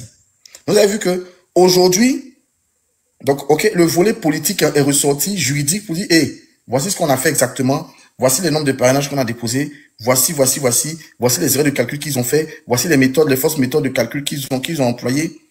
Parce que nous ne sommes pas des sauvages. Nous ne sommes pas des sauvages. Nous sommes naturellement des démocrates. Donc, avant de poser une action, même si on a passé une autre action là, on prévient d'abord. On explique d'abord aux gens pour dire, voici les erreurs. Vous avez vu.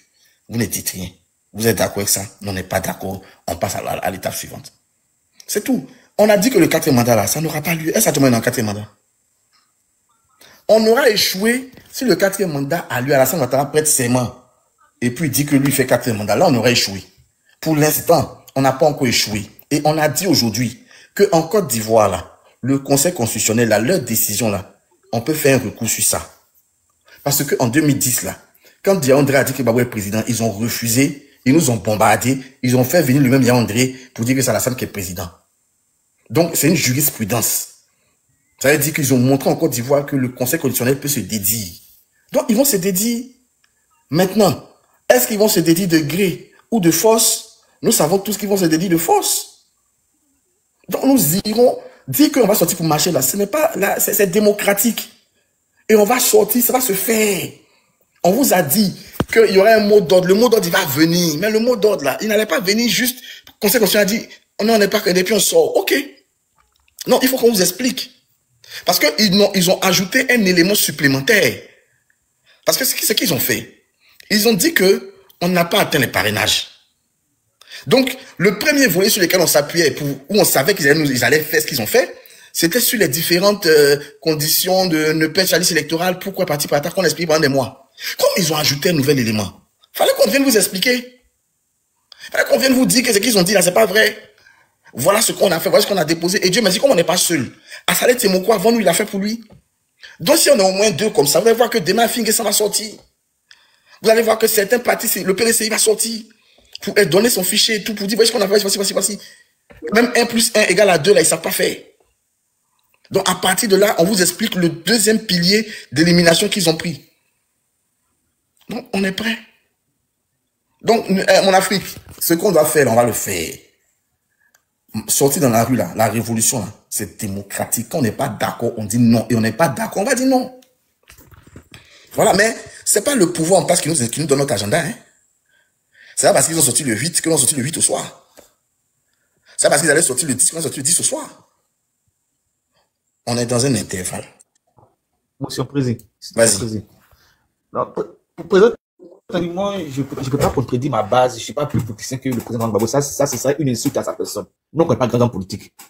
Mais nous, on a fait quand le riz est chaud, c'est encore doux. Voilà, je ne sais pas si tu comprends ça comme ça. Parce que, actuellement, le gars, il chauffe trop nos cœurs. Tout ce que tu es en train de dire là, c'est quand il y a un pouvoir sérieux et on discute pour avancer dans le pays.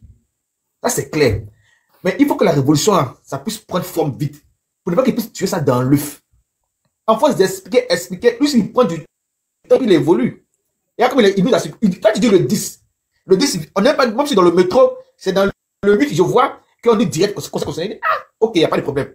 Ils ont fait toute la supercherie, c'est passé. Bon, c'est pas comme passé, je suppose. Mais vraiment, en tout cas, c'est vous qui êtes devant. Nous, on vous suit. Mais, on va accélérer les choses aussi. C'est un peu ça. C'est tout ce que je pédictionne, je ne connais pas tout ce que tu es en train de dire. Le riz est chaud et le riz est encore chaud. C'est nous qui allons décider quand est-ce que le riz va devenir froid. Voilà. Donc, ne vous inquiétez pas. Voilà, il n'y a pas d'inquiétude à avoir. Le mot d'ordre là, il sera clair. Le président Gbagbo là, il n'a jamais fui devant l'histoire. Jamais. Mais jamais. Il a son histoire, il n'a jamais fui. Regarde, est-ce que vous savez qu'on vient de loin? Les gars, ils nous ont bombardés. Gbagbo n'est pas mort. Ils l'ont pris, ils l'ont envoyé à la CPI. Pendant qu'il allait couper là-bas. Ils ont même changé la constitution pour enlever la limite d'âge. Pensant que Gbagbo ne reviendrait plus. Ils nous ont remis dans le jeu. Il ne peut pas nous faire sortir. C'est impossible.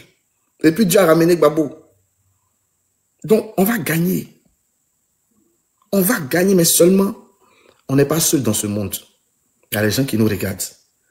Donc, c'est aux gens qui nous regardent là qu'on explique tout ce qu'on a fait. C'est aux gens qui nous regardent là qu'on montre les différentes irrégularités. Donc, quand les gens qui nous regardent là, on finit de leur présenter ce qu'on a leur présenter là. Entre nous là, on se connaît. On se connaît. Donc, le mot d'ordre sera le donné. Peut-être demain, peut-être après-demain, j'en sais rien. Mais je sais que demain, on a un secrétariat général extraordinaire, donc on attend. Mais forcément, on va sortir. Et on a déjà dit qu'on va sortir. Donc, on va sortir. Donc, voilà ce que je vais vous dire, camarades. Merci. Merci Tanguy, merci. C'est une réponse très brillante. Hein. Et je voulais rajouter la chose suivante. Moi, je l'ai dit, hein, moi je suis pour qu'on gâte. C'est-à-dire que on doit gâter. Voilà, c'est tout ce qui reste. Parce que ce même cas de figure dans lequel nous sommes là, ce n'est pas nouveau. Ce n'est pas un fait nouveau. Est-ce que vous savez? Voilà. Quand Ouattara s'est vu être mis hors course du processus électoral là, il a gâté, il a mélangé. C'est-à-dire que il a mis le pays là sur un pied, il a empêché les choses de se dérouler, il a bousculé, il a attenté au bon fonctionnement des institutions, il a mené des insurrections, il a mélangé, il a gâté. Mais pourquoi, quand c'est à lui son tour là, on va gâter?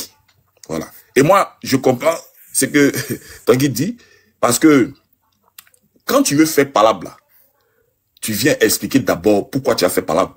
C'est-à-dire qu'avant de frapper quelqu'un là, tu tombes pas sur lui comme ça. Il faut que tu aies tes raisons. Et nous disons la chose suivante.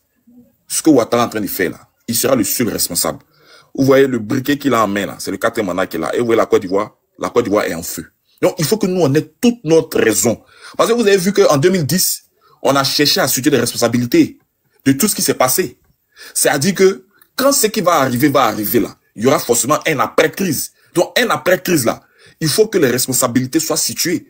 Et c'est ce à quoi nous sommes en train de nous atteler. Il faut d'abord faire le point de la situation. C'est très important parce que ça, demain, c'est des choses qui vont ressortir.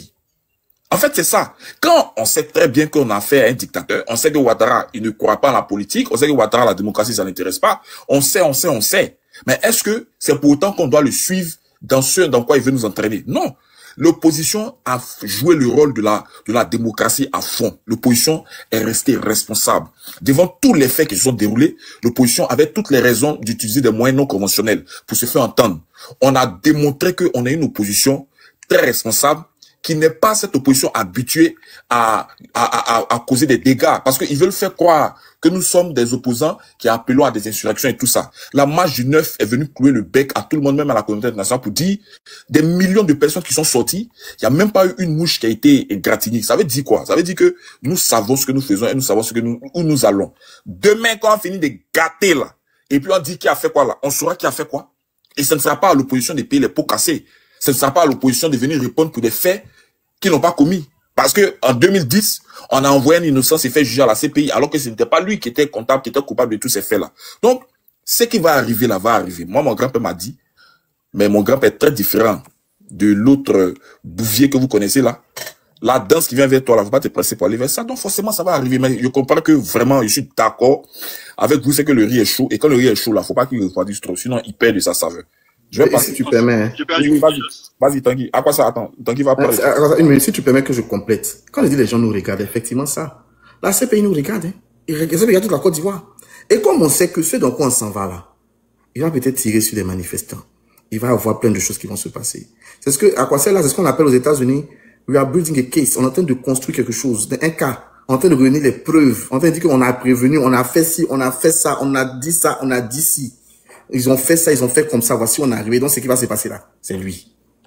Vous comprenez? Quand les gens n'est pas seuls, les gens nous regardent. Et forcément, ce qui va se passer là, ils vont ouvrir encore un dossier sur nous dans un tribunal quelque part dans le monde.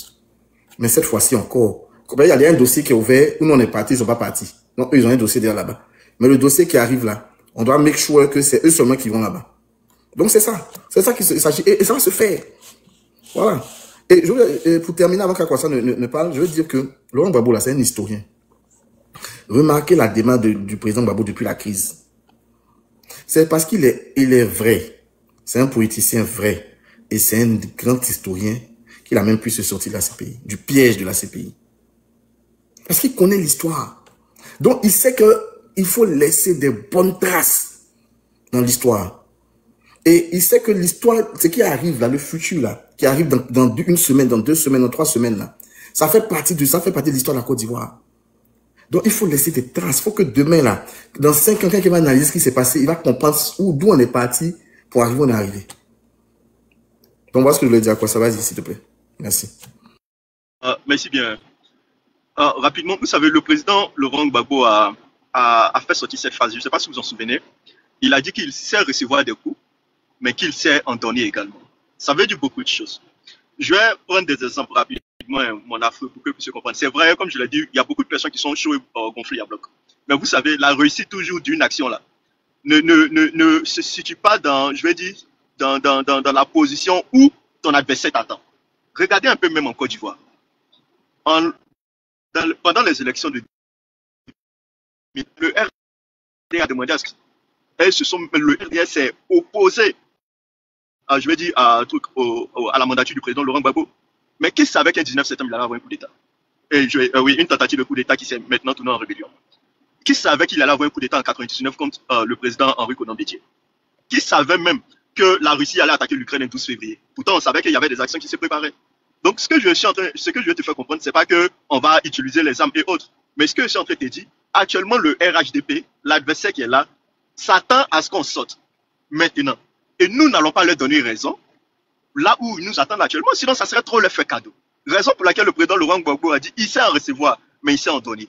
Et il sait en donner parce que lorsqu'il frappe, ça fait aussi tout aussi mal. Donc c'est vrai que tout le monde est gonflé à bloc, il faut continuer à gonfler à bloc, mais je te dis, c'est pas maintenant là qu'il faut sortir parce qu'ils ont dit hier en même temps le lendemain on sort. Sinon ça serait trop du pain béni pour eux. On va frapper, on va sortir pour manifester, mais ça serait pas cette nuit-là, là où ils nous attendent. Et je sais que le moment qui sera décidé par le président Laurent Gbagbo, ce sera ce moment-là qui va aussi leur faire très mal, plus mal même que ce qu'ils s'imaginent actuellement. Donc, pour moi, c'est pourquoi je dis, j'ai ri, et je suis même pas, je suis même pas embrouillé même dans mon esprit et tout ça, parce que je sais que ce moment viendra. Donc, raison pour laquelle même j'écris même pas de tout ce qui est en train de se passer. Nous sommes à 90 minutes, nous sommes dans un match. Pour l'instant, ils pensent dominer, ils pensent avoir gagné, mais il y a encore les temps additionnels. Donc, on est là, on observe, et ça va créer la surprise auprès de tout le monde. C'est ce que j'avais à dire. Pour ajouter à ce que tu dis, comme tu as abordé le truc, il faut que le RDS se rappelle de 2022, du match contre le Real Madrid et puis City, là où Rodrigo a renversé le score à la mi-temps. Et comme au temps additionnel, ça sera la même chose. Ils ne vont pas croire. Merci. C'était la petite chose que je voulais qu'on ironise là-dessus. Merci. Ce sera aux dames de prendre la parole. Donc, ce sera d'abord Dana, ensuite le virage et le Burnie. Dana, je te mets ton temps. Vas-y. Bon, écoutez, merci. J'ai écouté religieusement tout le monde. Comme je vous disais, hein, Monsieur Alassane Ouattara, Dramane est tout simplement cohérent avec sa propre démarche. Je refuse que on reste là épilogué sur la situation d'une évidence qui est factuelle. Monsieur Ouattara est un anticonformiste. Il est arrivé malheureusement à la tête de la Côte d'Ivoire par le monopole et l'entremise des armes. Et par rapport aux enjeux, comme je vous le disais, pronosticairement, je me rends compte que il ne s'en rend peut-être pas compte, mais il est sur le point de partir de la manière dont il est arrivé. Donc, penser que Ouattara aurait eu une posture peut-être plus allégée, peut-être plus humaine, c'est vraiment faire pour être plus humaine, c'est vraiment faire pour être plus humaine, c'est vraiment faire pour être plus humaine, c'est vraiment faire pour être plus humaine, c'est vraiment faire pour être plus humaine, c'est vraiment faire pour être plus humaine, c'est vraiment faire pour être plus humaine, c'est vraiment faire pour être plus humaine, c'est vraiment faire pour être plus humaine, c'est vraiment faire pour. Et mon père qui m'a mis au monde, la maman de Tanguy et moi, et mon papa à moi, sont même père et même mère. Ça veut dire que le patronyme que moi je porte là, au Gabon, c'est le nom de la maman de Tanguy. D'accord? Et au-delà de ça, nous sommes nés dans le cadre de la politique. Quand vous nous voyez là, nous venons des familles politiques. Parce que la maman de Tanguy était la promise du président Omar Bongo. Ça veut dire que si le monsieur ivoirien là, n'était pas venu voler la mère de Tanguy, vous savez qu'il avait interdiction formelle de venir au Gabon parce qu'il est venu ravir la promise d'Omar Bongo. Ça veut dire que Tanguy serait né un Bongo Ndimba. Nous sommes des enfants du pouvoir et nous sommes des enfants de la politique. C'est pour ça que je ne suis pas étonné. Donc quand je monte sur les panels et je parle à certaines personnes, c'est parce que nous sommes dans le cadre de l'exercice de ce que nous savons faire. On nous a allaités à la mamelle de la politique. J'ai vu le président Omar Bongo gérer la médiation, même si ça a mal tourné. Nous, on a grandi avec cette crise ivoirienne-là. En tout cas, quand j'ai atteint l'adolescence, plus ou moins l'âge de la réflexion, de la raison, on était déjà imbibé à la situation de la crise de la Côte d'Ivoire. C'est pour ça que je suis très attaché. C'est un pays de cœur, parce que mon sang y est. Donc, oui, Tanguy est resté en Côte d'Ivoire pour des questions politiques. Et moi, je suis resté au Gabon. Mais à la fin de la journée, on a la même origine. Maintenant, Ouattara est venu au pouvoir par la force. Et il ne partira que par un rapport de force. Ce que je trouve dommage, c'est que c'est des citoyens lambda qui seront face à certainement à des rebelles, parce que quand je regarde ou j'écoute le discours aujourd'hui de M. Photocopie, mais vous pensez que c'est étonnant? Ce sont des gens qui n'ont que la culture de la conservation du pouvoir par l'entremise des armes. D'accord? Et puisque je ne suis pas citoyenne ivoirienne, je laisse aux Ivoiriens donc la primeur de donner de façon exacte. C'est pourquoi je choisis chacun de mes mots. Parce que je ne veux pas me retrouver en situation de, comment on appelle ça, d'ingérence sur le point juridique. Donc je survole. Je m'abstiens d'avoir un débat passionné. Parce que je ne suis pas une Ivoirienne de naissance. Mais au-delà de ça, je suis une actrice politique, je suis également une pronostiquaire de la politique. C'est pour ça que je l'ai dit au préalable. Nous savons déjà que Ouattara va faire le désordre.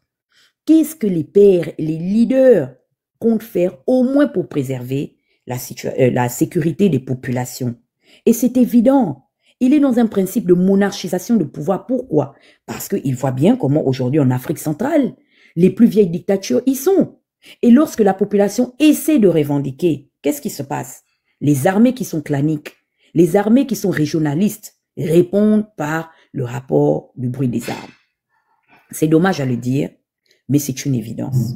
Au jour d'aujourd'hui, je vous ai dit, la Côte d'Ivoire joue, c'est-à-dire c'est le match historique de ce qui va se passer dans les 50 ou 10 prochaines années à venir. Maintenant, il y a l'invalidation de notre cher et tendre père, M. Gbagbo, qu'on l'aime ou pas. Moi, je vous l'ai dit, c'est une référence dans le combat ou dans la conscience, le Conseil des Nations, des arts contemporaines, politiques africaines. Mais au-delà de ça, qu'est-ce qu'on fait? Quel est le mot d'ordre? On reste en retrait? Est-ce que finalement, à la prochaine proclamation, puisqu'on le sait, d'accord, il y aura tricherie, il y aura également le Conseil constitutionnel, qui a même déjà le discours de prononciation sur le principe des résultats truqués. Le mot d'ordre sera donné par qui? Parce que prendre la responsabilité d'appeler le peuple dans la rue, vous le savez, le président Gbagbo a failli y rester parce qu'on est allé l'accuser de beaucoup de choses. Donc moi, je veux que nous tenions compte également du bilan, donc de ce qui s'est passé déjà au préalable. Est-ce que ce sera de manière spontanée que les populations vont le faire? À cela, nous, tout ce qu'on peut faire, c'est de suggérer pour dire, OK, quittons l'entremise des réseaux sociaux, allez dans les téléphones. Nous, exemple, on a une posture de marche numérique que nous faisons au Gabon. Qu'est-ce qu'on fait? Nous-mêmes, on va aux urnes, mais là, cette fois-ci, on va aux urnes pour les législatives et les locales. On fait des campagnes de sensibilisation en langue vernaculaire locale du pays. Ça veut dire qu'on parle à toutes les communautés pour leur dire, voici le mot d'ordre. Maintenant, on a bien peur parce que la crise post-électorale ivoirienne, faudrait le dire, elle a débouché sur quoi? Une élection chiffrée à plus de 300 millions d'euros. Je ne sais même pas si les Ivoiriens qui êtes sur le panel, vous le savez. C'est l'une des élections les plus chères du continent africain. La dernière élection ayant opposé le président Laurent Gbagbo à M. Alassane Ouattara. Mais au-delà de tout, on compte plus de 3000 morts. Et j'ai aimé justement l'intervention de quelqu'un qui a posé une question pertinente. Puisque M. Laurent Gbagbo a été acquitté de ce bilan émanant sur les 3000 morts. Mais qui est finalement le responsable? Au-delà de ça, on a déjà 3000 morts qui restent en suspens. Vous êtes d'accord avec moi? Est-ce qu'il faudrait encore gonfler l'effectif de ce qui s'est passé au préalable, il y a moins de 20 ans, pour arriver à une potentielle véritable alternance? C'est la question que je vous pose en tant que citoyen ivoirien et ivoirienne. Donc, je vais me muter et je vous pose la question. Ok, ceux qui vont, et j'ai expliqué à ma maman ici en face de moi, ils vont sur le principe de la frustration. Et ça, c'est clair. Billon a des affaires à régler avec Thiam. Madame Gbagbo a des affaires, ou bien Madame Yves a des affaires à régler avec son ex-époux et tout. Ok. Et Ouattara a bien surfé sur ça. Mais au-delà de ça, c'est d'abord aussi des Ivoiriens et des Ivoiriennes. Qu'est-ce qu'on fait? On ne va pas à l'élection. Est-ce qu'on aura la force? Et là, je parle en tant que citoyenne du monde. est-ce que la population ivoirienne aura la force pour boycotter les élections? Parce que je vous dis, hein, monsieur Ali Bongo, ok, qui est même un proche à nous, c'est-à-dire, c'est pourquoi je vous dis, il y a un adage qui dit chez nous au Gabon que c'est le premier à aller dans la rivière qui a la particularité d'annoncer la profondeur et la qualité des eaux. Ali Bongo a lui-même été frappé en 2015 de comment on appelle ça, d'une loi de notre constitution avec évidence. Mais le réalisme nous a emmenés à aller quand même à l'élection avec lui. Et celui qui allait à l'élection là, ce n'est pas n'importe qui, c'est votre beau-frère, non, monsieur Jean Pény. Il épouse votre sœur franco-ivoirienne. D'accord? Et justement, il y a même eu une situation diplomatique parce qu'à un moment donné, il y a eu un soutien volontaire puisqu'il s'agit quand même d'une fille de la Côte d'Ivoire. Il y a eu des voix même proches de Ouattara qui se sont levées en motion de soutien en faveur de Madame Ouattara parce qu'elle est une citoyenne ivoirienne. Mais les évidences, de Madame Ping, les évidences nous ont emmenés à faire preuve de réalisme. Et Ping, moi je l'ai combattu parce que c'est quelqu'un qui a servi le régime pendant plus de 35 ans. Le régime qui a appauvri les Gabonais, qui les a emprisonnés, qui les a tués, qui les a assujettis. Bref. Je vous fais vraiment, je vous dispense de ça. Mais au-delà de ça, Ping au moins disait la vérité en disant, appeler au boycott des urnes, ce n'est pas faire preuve de réalisme parce que nous sommes dans le jeu politique. Il faut préparer en toute éventualité une alternative nous emmenant aux élections. Le temps, malheureusement, a fini par lui donner raison. Il a même gagné les élections, mais il n'a pas pris le pouvoir. Je vais me mettre par là. Je ne sais pas si vous comprenez le message que j'essaie de vous faire passer ce soir. Est-ce que vous aurez la force de pouvoir boycotter? Ce sera une très grande première en Afrique francophone subsaharienne.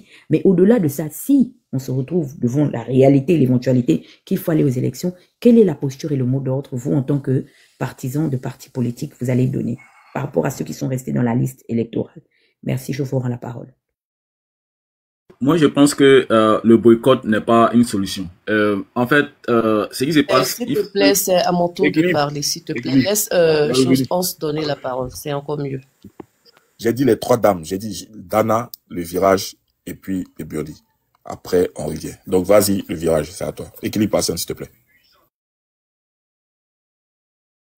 Le virage, vas-y. Dana, merci. Hein, merci pour ton intervention. Moi, j'ai saisi le message que tu as voulu faire passer. Vas-y, le virage. Je pense qu'il est déjà 3h21 ici chez nous. Je vais prendre ce tour de parole et puis après, je pense que je vais me reposer. Ok, alors, nous sommes en train de parler de la situation de ce pays-là qui va de mal en pire et qui est calamiteuse. Bon, je voulais rectifier que Laurent Gbagbo n'est pas allé à la CPI par rapport à appeler les gens à manifester. Il est allé à la CPI parce qu'il s'est trouvé qu'il y a eu 3000 morts au niveau de l'Ouest et aussi il y a eu une élection où il était, on a déjà prononcé le résultat pour dire qu'il était il était le gagnant et l'ONU est venue, voilà, s'ingérer tout et tout. Donc, il n'est pas allé à la CPI parce qu'il a appelé les gens à mobiliser, à prendre les rues. C'est en 2010, en 2000 contre Gueye qu'il a appelé le peuple ivoirien dans les rues pour leur dire que le pouvoir se trouvait dans les rues et il n'a pas été condamné pour ça. Hans, essaie d'enlever la photo là. Tu connais les restrictions de TikTok, non? Il risque de te faire sauter maintenant. Tu peux enlever la photo pour le moment et remettre après. Essaie il de n'a pas été condamné pour ça. Alors, donc, je voudrais dire que il faudrait que, à l'allure où nous sommes, nous ne pouvons pas dire que non, nous allons nous braquer. OK? La nouvelle est tombée. Nous ne sommes pas surpris. Voilà. Le contraire nous aurait étonnés. Nous ne sommes pas surpris. Mais je pense que nous avons fini de battre toutes nos cartes au niveau diplomatique, au niveau démocratique. Alors, nous sommes maintenant à la phase d'attendre. Parce que la Côte d'Ivoire est constituée comme ça, comme on le veut ou non. Pourquoi je le dis? Parce que les mots d'ordre, ça y va de notre manière de fonctionner en Côte d'Ivoire. Donc, je pense que comme il y a un moment pour pouvoir, je ne sais pas, faire des revendications, quand ça va, tout sera soldé et que rien n'est fait, je pense que c'est en ce moment que nous allons nous braquer. Parce que, en effet, une loi, une ordonnance n'est pas au-dessus de la Constitution ivoirienne. Voilà. La Constitution ivoirienne est claire. qu'un individu ne peut pas se présenter plus de 2 fois. Ça, il ne peut pas être président plus de 2 mandats. Alors, si on l'a concédé parce qu'il y a eu certains trucs qui sont rentrés en ligne de compte, mais on ne peut pas le concevoir cette fois-ci. Parce qu'en le faisant cette fois-ci, ce sera, on va aller au 5e, au 6e, ainsi de suite. Voilà pourquoi est-ce que nous disons que on ne peut pas accepter ce 4e mandat. Parce que lui, il est venu au pouvoir étant candidat exceptionnel. Après, candidat par dérivé. Après, candidat par cause de force majeure. On ne pourra pas continuer comme ça. Aujourd'hui, il est en train de nous dire pour la sécurité des Ivoiriens. À croire qu'il est Dieu, il n'est pas éternel. Parce que celui-là même qui nous a donné l'indépendance de la Côte d'Ivoire, il est parti. Et la Côte d'Ivoire existe. En quoi est-ce que la sécurité va justifier un 4e mandat? À croire que c'est lui qui est l'insécurité en effet. Parce que si lui n'est pas là, il n'y a pas de sécurité en Côte d'Ivoire. Alors, nous sommes fatigués. Nous sommes fatigués. Demain, on se réveille très tôt, même encore pour aller Bon, dans tous les cas, tout à l'heure, on se lève tout très tôt pour aller vaquer à nos occupations, tout et tout. Mais nous sommes sur ce panel parce que, à la vérité, les Ivoiriens en ont ras-le-bol de ce qui se passe en ce moment. Les Ivoiriens en ont ras-le-bol. Comment comprendre qu'un pays le PIB d'un pays peut reposer sur la prostitution et sur la peau blanche? Comment comprendre ça? Et on met ça dans notre PIB actuellement. C'est dangereux. On va où? Actuellement, nous sommes en train de crier notre ras-le-bol et nous disons que nous sommes prêts. Nous sommes prêts. Seulement que moi, je vais faire un coup de gueule à nos leaders parce que c'est vrai qu'ils doivent prendre le temps, mais franchement, comme l'a dit Mon Afrique, il ne faudrait pas que ça tarde. Voilà, parce qu'il ne faudrait pas que le découragement puisse atteindre certaines personnes. Il faudrait qu'on puisse battre le fait quand il est chaud. Parce qu'aujourd'hui, nous voyons que nous sommes en train de partir à un remplacement au niveau de la Côte d'Ivoire. Pas parce que nous sommes un pays hospitalier, un pays d'accueil, que nous serons exclus à jamais. Voilà les vraies réalités. Voilà les vraies réalités. Nous sommes dans un remplacement basket au niveau de la Côte d'Ivoire. Alors nous n'allons pas nous asseoir et puis accepter ça. Non, pourquoi? Nous luttons pour nous, mais pour nos générations futures. Qu'est-ce qu'on peut léguer à nos générations futures? Parce que nous n'avons pas 2 pays. Alors c'est pas parce que nous sommes une opposition responsable que nous allons accepter cette forfaiture. Et je pense que la goutte d'eau qui risque de déborder, c'est ce forcing que M. Ouattara veut imposer à la Côte d'Ivoire. Voilà pourquoi nous disons que non au 4e mandat, non au 4e mandat. Alors si on peut nous taxer de faire partie de l'opposition radicale, je pense que je suis fier. Je suis fier. Parce que à quoi ça sert d'être l'opposition hypocrite qui fait semblant d'être à l'opposition, or il n'est pas à l'opposition. Alors, aujourd'hui, nous disons que le code électoral ne peut pas être au-dessus. Le code électoral, je veux dire, excusez-moi, je veux dire quelque part que ça me passe déjà de travers tellement je suis un peu trop... Le code électoral n'est pas au-dessus de la Constitution. Le code électoral n'est pas au-dessus de la Constitution.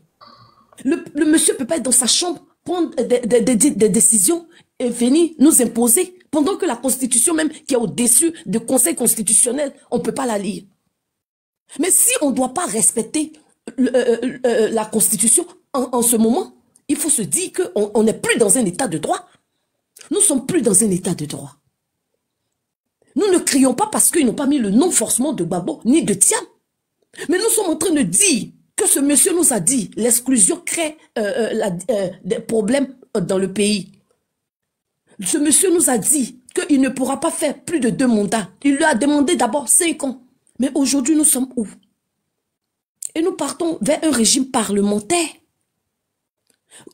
Venez comprendre que quand ils vont faire les campagnes dans nos villages, dans nos villes, dans nos hameaux et autres, ils disent, si vous n'avez pas voté le RHDP, on ne fait pas vos routes. Les routes, ce n'est pas seulement à Abidjan.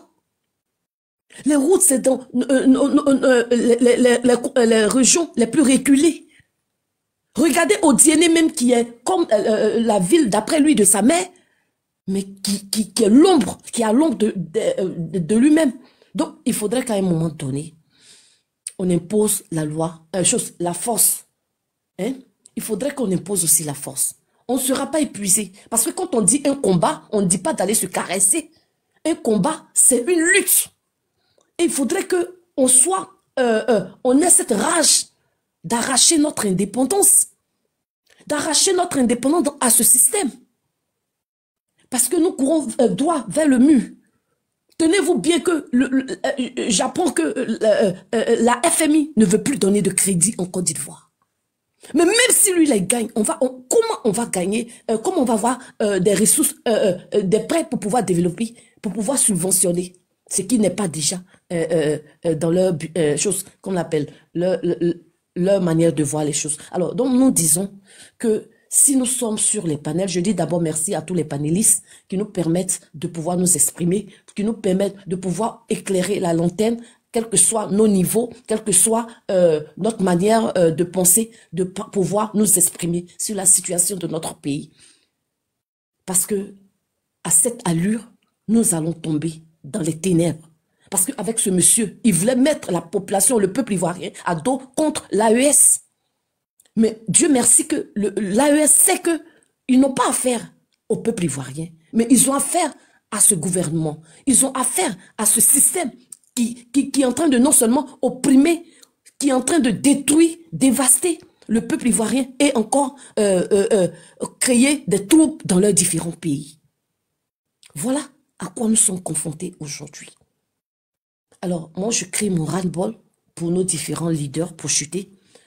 Dire que c'est vrai, ils doivent se concerter, ils doivent entrer dans la chambre secrète, mais il faudrait qu'à un moment donné, ils puissent donner des mots d'ordre et des vrais mots d'ordre pour que nous puissions, le peuple puisse réagir.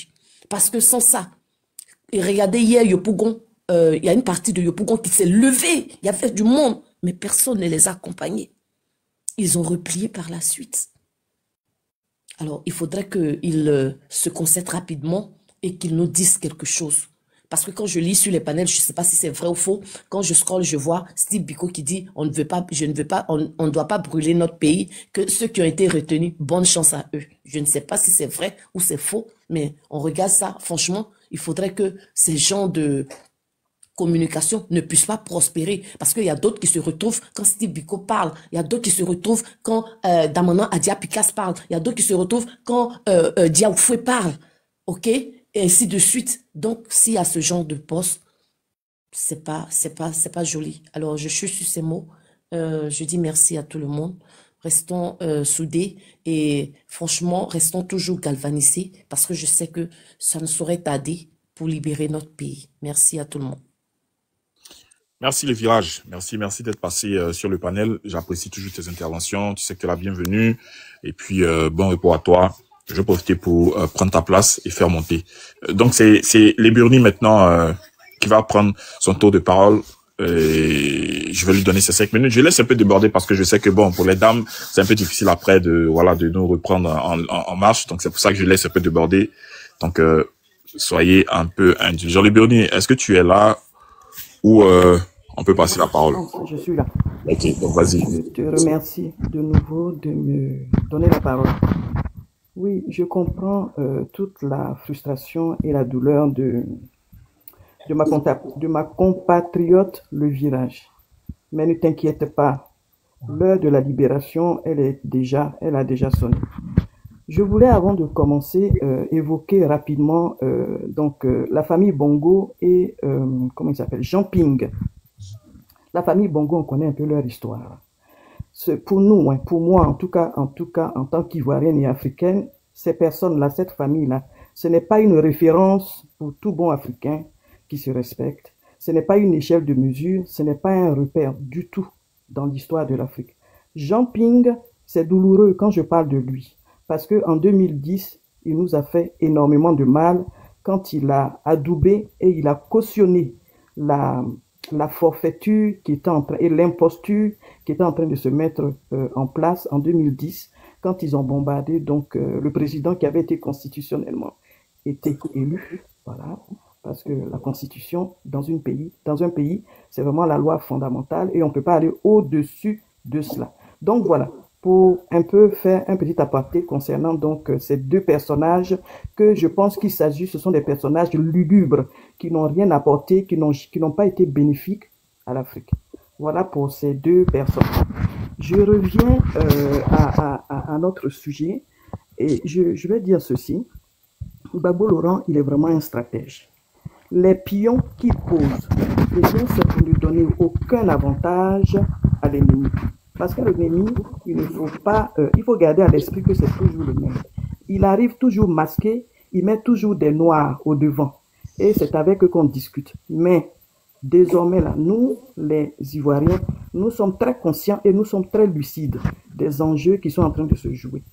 Le peuple de Côte d'Ivoire est rassemblé autour de Gbagbo Laurent et du Front commun. Parce qu'on a compris où sont nos intérêts. J'entendais Mon Afrique ou Équilibre ou d'autres Ivoiriens. Effectivement, c'est très douloureux ce qu'on vit là. Nous sommes fatigués de souffrir inutilement. Nous n'avons pas besoin de vivre ce que nous vivons là. Un jour encore, une minute, une seconde, ça fait de trop. Ça fait des années qu'on souffre comme ça. Effectivement, on a besoin d'être libéré. La décision qui a été prise, cette vilaine femme, encore cette collaboratrice qui a décidé d'accompagner la colonisation de nos territoires, quelque part à quelque chose, malheur est bon. Ce qu'elle a dit là, moi je dis, c'est une autre victoire d'étape concernant la libération de la Côte d'Ivoire. Désormais, si on veut voir le Front commun avec Gbagbo Laurent, nous sommes un peu libérés un peu de toute cette lourdeur-là. En fait, c'est un avantage encore de nouveau que nous avons. Parce que ça veut dire quoi? Ça veut dire que désormais, ce qui va être mis en place, effectivement, que pour que nous retrouvions, parce que ce n'est pas une question d'alternance, hein. Il faut pas confondre les choses. C'est une alternative que Gbagbo Laurent et le Front commun proposent à la Côte d'Ivoire. Vous comprenez? Une alternative, un autre paradigme, une autre vision de l'Afrique, à commencer par la Côte d'Ivoire. L'AES nous a déjà dévancé, mais c'est nous qui avons initié la démarche de l'AES. Voilà pourquoi aujourd'hui, chez eux là, ils sont apaisés, ils sont tranquilles et ils pensent à leur avenir sereinement. Nous sommes sur ce chemin-là. Donc, désormais, ce qui va se passer, tout ce qui va se passer comme action vis-à-vis du Front commun, comment il s'appelle? La communauté internationale, enfin, tous ces gens-là, ils ne diront pas que je ne savais pas. Ouattara et ses mandants et tous les prédateurs là, tous les criminels là, qui viennent sévir en Afrique, ils ne pourront pas dire qu'ils savaient. Nous avons fait, Gbagbo Laurent a fait humainement tout ce qu'il pouvait faire, c'est-à-dire communiquer, prévenir, anticiper. Mais quand tu nourris le mal, quand tu fais le mal, quand le mal fait partie de ta nature, c'est normal. Tu ne sais pas comprendre le sens des choses. Tu ne comprends pas le sens des choses. Voyez-vous? Donc, moi, je dis c'est très bien la manière dont les choses se passent. Nous sommes sur le chemin. La victoire est là. Nous sortons enfin de la souffrance, de la douleur, et la lumière arrive sur la Côte d'Ivoire. C'est normal ce qu'on entend avec Ouattara, avec cette dame, parce qu'il y a un désordre en Côte d'Ivoire, et il faut remettre de l'ordre. Et Gbagbo Laurent a exactement toutes les cartes pour remettre de l'ordre dans la Côte d'Ivoire, et surtout remettre la Côte d'Ivoire au peuple autochtone de Côte d'Ivoire. Voyez-vous? Donc je chute par là, et je dis, moi je suis déjà heureuse que Gbagbo Laurent ne soit pas mort. Heureuse que Gbagbo Laurent ne soit pas mort. Il va achever sa mission de libérer la Côte d'Ivoire. Donc c'est pour ça que moi, je suis à la suite. Mais le peuple de Côte d'Ivoire est à sa suite. Et son âme favorite, c'est le peuple. Il a toujours fonctionné avec le peuple. Nous nous reconnaissons dans ce personnage-là parce que c'est lui qui est dans la vérité. Il ne nous égare pas et le chemin qu'il nous montre là, c'est pas pour rentrer en brousse. C'est un vrai chemin de la libération, de retrouver notre souveraineté. Donc, je dis, nous suivons les mots d'ordre de Gbagbo Laurent, du PPACI et du Front commun. Je vous remercie. Merci beaucoup.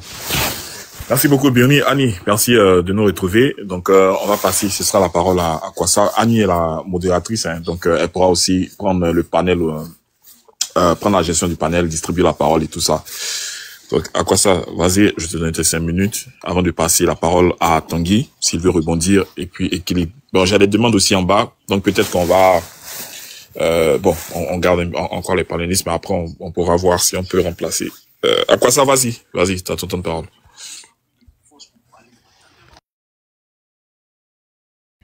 Est-ce qu'il est là? Ok, à quoi ça n'est pas là? Annie, vas-y, hein. Comme tu viens de monter, je pense que tout le monde a déjà eu un tour de parole. Toi pas. Donc si tu veux intervenir, tu peux intervenir. Et c'est là. Est-ce qu'on m'entend même? Sinon, pas ça, équilibre, on parle plus descendre. Vas-y, équilibre. On t'entend, bonjour. On t'entend. À quoi ça faut faire descendre, à quoi ça aussi, il impose. Ok, d'accord. Annie, vas-y. En fait, moi, j'ai pas grand-chose à dire. Moi, je dis seulement que la seule manière de sortir de cette histoire-là, c'est la révolution populaire. Moi, je maintiens ma décision. Et puis, en même temps, il y a un truc qui me choque un peu. Je le disais hier, en plus, sur le panel, je disais que la sortie de l'ancienne femme de notre leader m'a beaucoup choqué, ça m'a affaibli. Je sais pas, je me pose des questions. Je posais la question de savoir si elle faisait vraiment partie de la gauche, si c'est que le comportement qu'elle a en ce moment avait lieu d'être, elle le fait dans quel sens, je sais pas. En fait, moi, je me pose plein de questions dessus. Et depuis hier, j'ai pas encore la réponse qu'il faut. Je crois que c'est sur ça que je vais m'arrêter. Et puis bon, donner la parole aux autres. Pour l'instant, j'ai pas grand chose à dire. On attend de voir ce que le parti va décider en ce qui concerne cette malhonnêteté de la part du RDR que nous savons tous. De toute façon, ça ne nous surprend pas. C'est la manière qui est dégoûtante. Donc voilà un peu.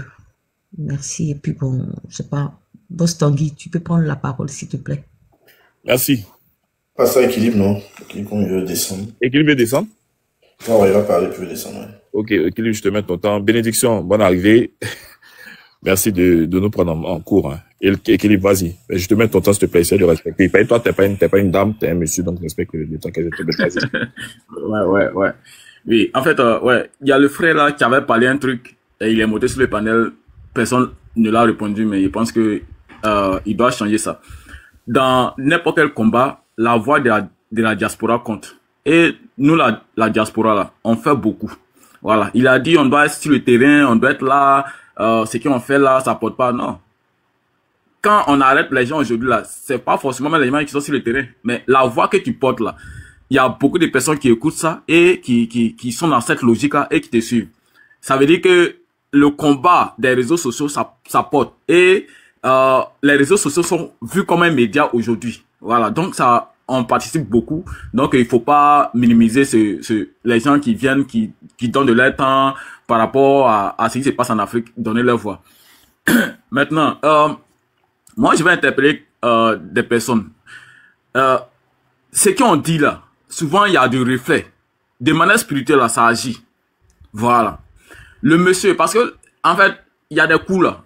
Genre, il y a des, je vais dire, il y a des choses qui arrivent, mais l'opposition prenne pas vraiment leur temps pour essayer d'accompagner ça.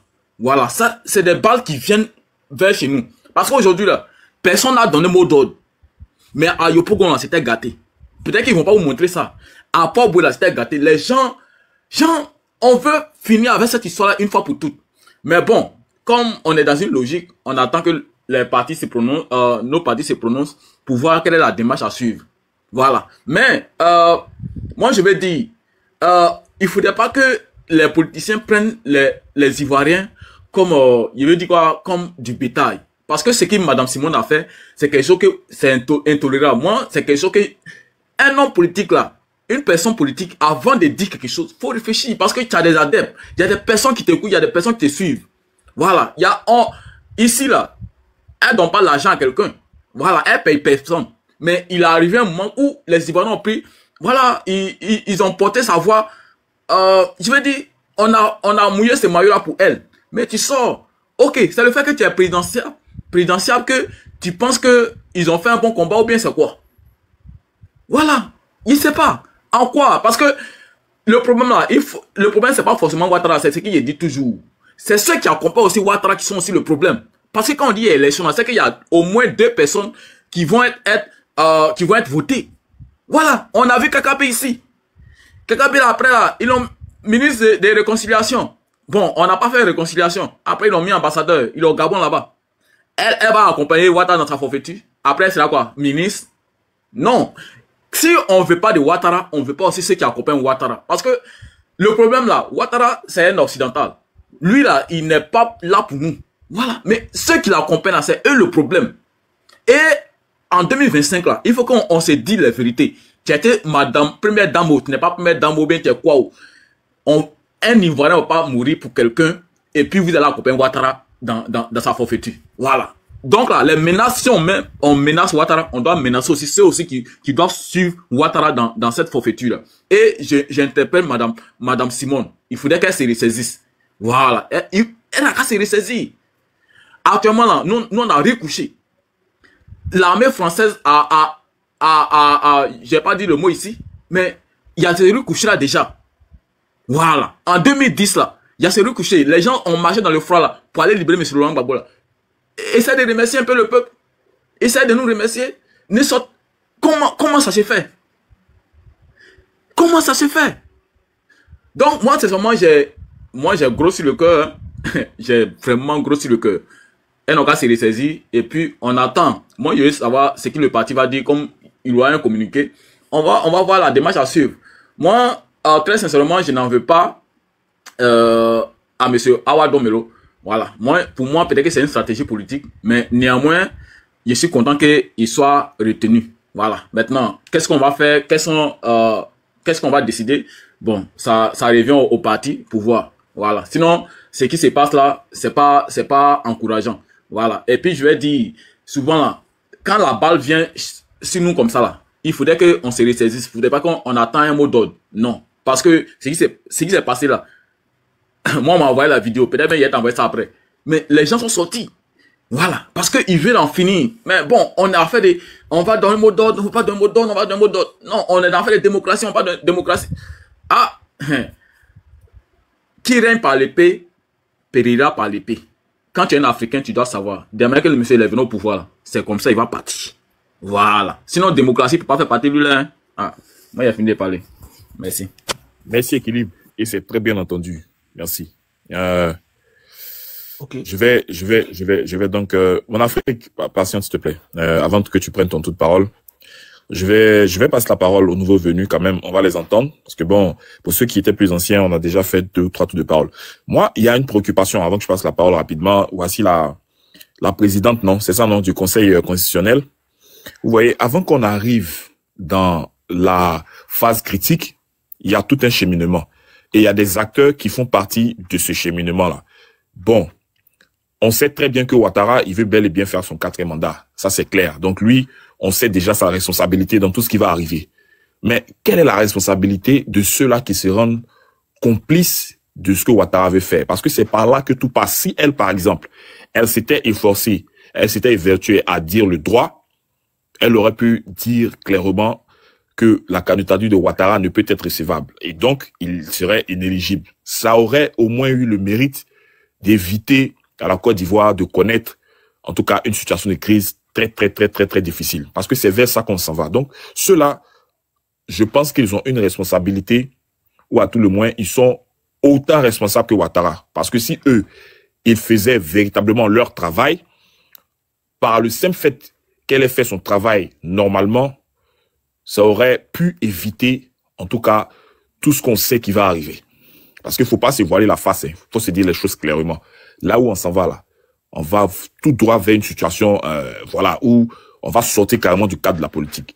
Donc, j'estime que la dame que nous voyons là est aussi plus coupable même que Ouattara dans ce qui va arriver. C'est pour ça que j'ai apprécié le communiqué que le PPACI a eu à faire avec le PEX, donc le président exécutif, et puis Maître Abiba, parce qu'ils ont clairement montré la forfaiture du Conseil constitutionnel.